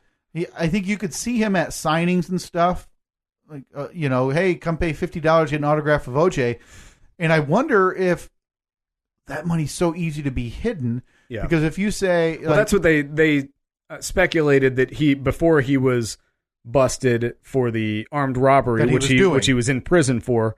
They said, yeah, of course, OJ was signing stuff. He wasn't doing it like at a card show, but he was signing stuff. But he's signing stuff underground, taking cash, which the government can't really track the cash you're in taking. Yeah, if you're, prove it. If I'm OJ, I'm just like, all right, you say I did that, prove it. Man, what a dirtbag. Yeah, it's crazy. He'll do something stupid though. A matter of time. He'll get pulled they'll breathalyze him. He'll be just barely over the legal limit, and he'll be back in prison. Man. And he'll be doing the same, like, I led a good life. I was a good. It just seemed like he had no remorse for the crime he did commit. Fingers crossed he's back. Yeah, he's obviously not a highly intelligent guy. No. I'm sure he's very smart in certain areas, but murder. Murder. He's a smart murderer. Number one at murder. Mm-hmm. OJ is number one at murder. But anyway, yeah. So hopefully he does something stupid. And It matter of time. all right, Fast Five time. Oh boy. Fast Five. 1, 2, 3, 4, 5, 5, 4, 3, 2, 1. All right, first one on the list. OJ Simpson. Oh man, what is it going to take to get him back behind bars? Let's do it. Next, Sean Spicer. Kudos. Yeah. One last. One only kudo. Okay. Kudo? I will. Kudos? Yeah. A single kudo. Kudo. So a single is a kudo. It's only if you're giving multiple that it's kudos. Yes. Okay, good. Yeah. Got that hammered out. Yeah, I'll reserve my single kudo for like a year from now. Okay. See what happens. I See appreciate that. if he's still like marching with the Trump army. And See if he toes that company line yet. Yeah. Yeah. Keep the kudo in your shirt pocket. Okay, next, Despacito. You know, it's a pop song I cannot hook onto. Because I can't sing along with it. Yeah, it's got like let's see, 3 bajillion? 4 point. That's Despacito by Luis Fonsi, Obviously, and Daddy Yankee. Excuse you, the Fonz. Yeah, the remix, which features Bieber, has accumulated over 4.6 billion streams, meaning it's the most streamed song of all time. But there's some controversy surrounding Despacito. What? Did you know that the lyrics, when translated into English, are a little bit raunchy? Oh no! Perhaps you'd like me to read them to you. There's some sexual connotations here. Okay. Now, keep in mind, this is translated into English, so the meter may be a bit off. Yeah. Might not rhyme as well. Yeah. Yes, you know that I've been looking at you for a long time. I must dance with you today. Right. So it's a guy he's pining after something. Yeah. Okay. I saw the look in your eyes was calling me. Show me the path that I will take. Oh. You're the magnet and I'm the metal. Of course. I am getting closer and making a plan. Oh boy. All right. Little turn. Simply thinking about it makes my heart race. All right. Now I'm already liking it more than usual. Oh boy. All right. Boy, getting a little heavy risque there. All of my senses are asking for more. We cannot do this in a rush. Slowly. Yeah. I want to breathe in your neck slowly. Hmm. Let me murmur things in your ear. So that you remember if you're not with me. Slowly. I want to undress you in kisses slowly. Firmly in the walls of your labyrinth. Oh. And of your body. I want to create a manuscript. Up, up. Up, up, up. I want to see your hair dance. I'm not going to read any more of this because it's absolutely ridiculous. I'm trying to find the part when it actually gets... however many billion. 4.6 and billion. now people are like, hey, wonder what that actually means. Maybe we should translate this. But even still, it's a song about a guy who wants to have sex with a girl. Boy. Oh, geez, this is crazy. Rod Stewart made a living off of it in the 70s. Yeah, Rod Stewart, if you want my body and you think I'm sexy. Yeah, it's crazy. Yeah. This should not be remotely in the news for crying out loud. Just enjoy the song. Yeah, leave Luis Fonsi alone. Lay the Fonz out of it. He wrote a nice little song about a crush. Well, I can't imagine a guy like him ever thought he'd be, hey, I'm super, I'm going to have the biggest song ever. How much money do you think he's made off of that? Well, didn't I hear, isn't the story about your song getting streamed, you make less than a fraction of a penny? Like per stream? But still, even with 6 billion, right? Yeah, I mean 4.6 billion. Yeah. So I mean, he probably has made a truckload off of that, right? Well, he did it, and he did a remix of it with Justin Bieber, which is the famous one. So I would assume that has something that has some kind of value. You know, you attach Bieber, as much as you hate him, you attach Bieber's name to it, and you're going to get some listens. You're going to get a whole different audience. All right, man, boy, I think that we were actually. I did this all in the wrong order. Oh, normally man. we go through, so we can skip Despacito on the way back. Hang on, though. Uh-oh. I have an answer for you. Did you find the raunchy part? No, I have an answer for you. This is literally an article titled, "This is how much money Luis Fonsi made from 4.6 billion streams of Despacito." Okay. Now, this is where Jimmy Pardo would bet, but because we're sniffing 3 hours, we just get right to it. It does not answer the question. Okay, well, that's good. Okay, well, we're moving on. Okay, so 0.008 cents per stream. He'd have taken home royalties to the tune of $36.8 million. Boy, I think he'll be okay. Wow. That's a lot, man. We need a video that gets 1 billion views. Right. Do you have any ideas? Nothing clever. Okay. We should post that sound from the airplane. Oh, yeah. That'll get us a couple billion. Listen to this robot dog bark on our plane. Listen to that out of context, and people aren't going to know what the hell we've been talking about for 2.5 hours when you say robot dog bark whistling on an airplane. All right, moving on from Despacito. Michael Phelps. What a letdown.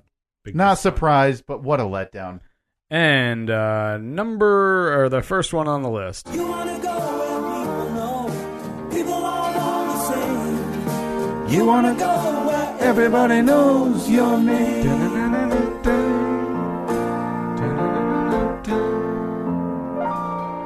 Spoiler alert. Not. Already happened. What a thrill. What a privilege to be able to go there and see the inspiration, the Bull and Finch. I enjoyed it. I really did. I'm glad I was able to see it. Once again, thank you to the people who came out. So before, that was the Cheers theme song, obviously. Before that, we had Michael Phelps as part of Shark Week, which I know you were kind of excited about, right? Yeah, and we'll get more into it next time when we have a little more time. But Shark Week has a lot of good stuff and then some stuff that, hey, we need to make the news, so let's do this. Mm-hmm. This year's event was him, quote, racing a shark. Yes.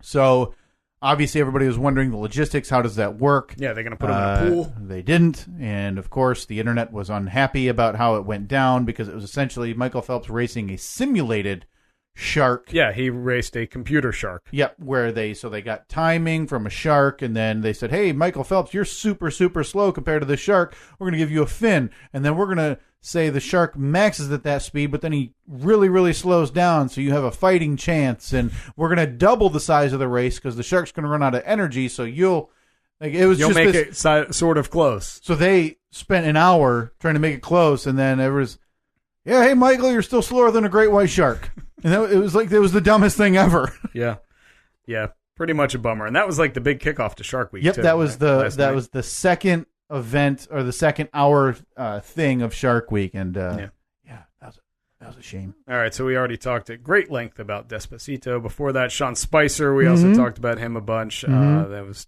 absolutely. I'm surprised he lasted as long as he did. Right. And then first on the list was the Juice O.J. Simpson. Yeah.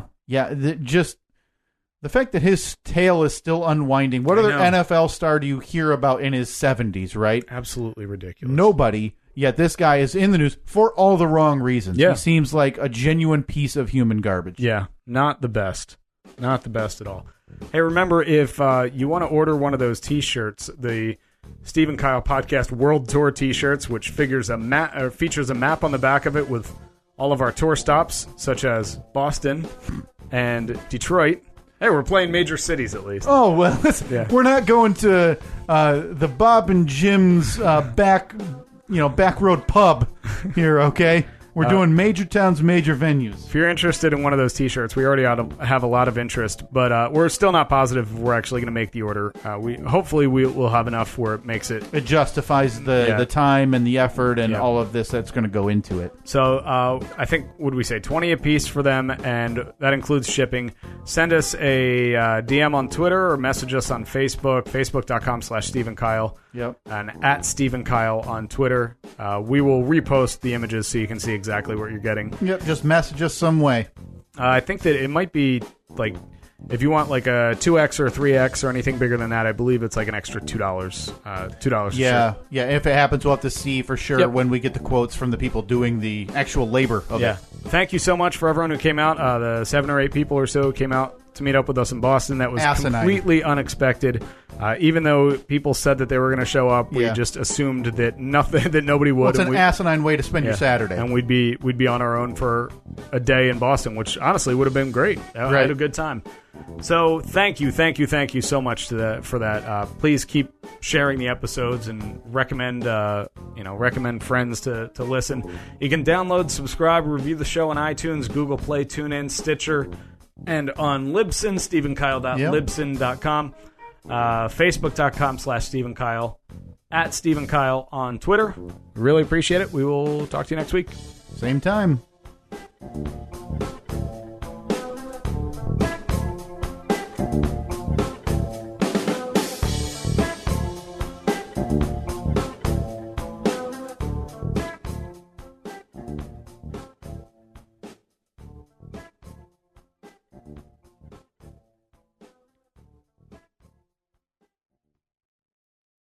Lately, I felt stuck on my career path and itching to try something new, something that better reflects my interests. So I started digging and found SkillUp. Turns out, SkillUp can help me find a career I enjoy and affordable short-term training. And the best part? SkillUp helps people like me find my dream job, including working fully remote, even without a degree. It's never too late to make a change, right? So if you're feeling restless, check out skillup.org. Marketing is hard. But I'll tell you a little secret. It doesn't have to be. Let me point something out. You're listening to a podcast right now, and it's great. You love the host. You seek it out and download it. You listen to it while driving, working out, cooking, even going to the bathroom. Podcasts are a pretty close companion. And this is a podcast ad. Did I get your attention?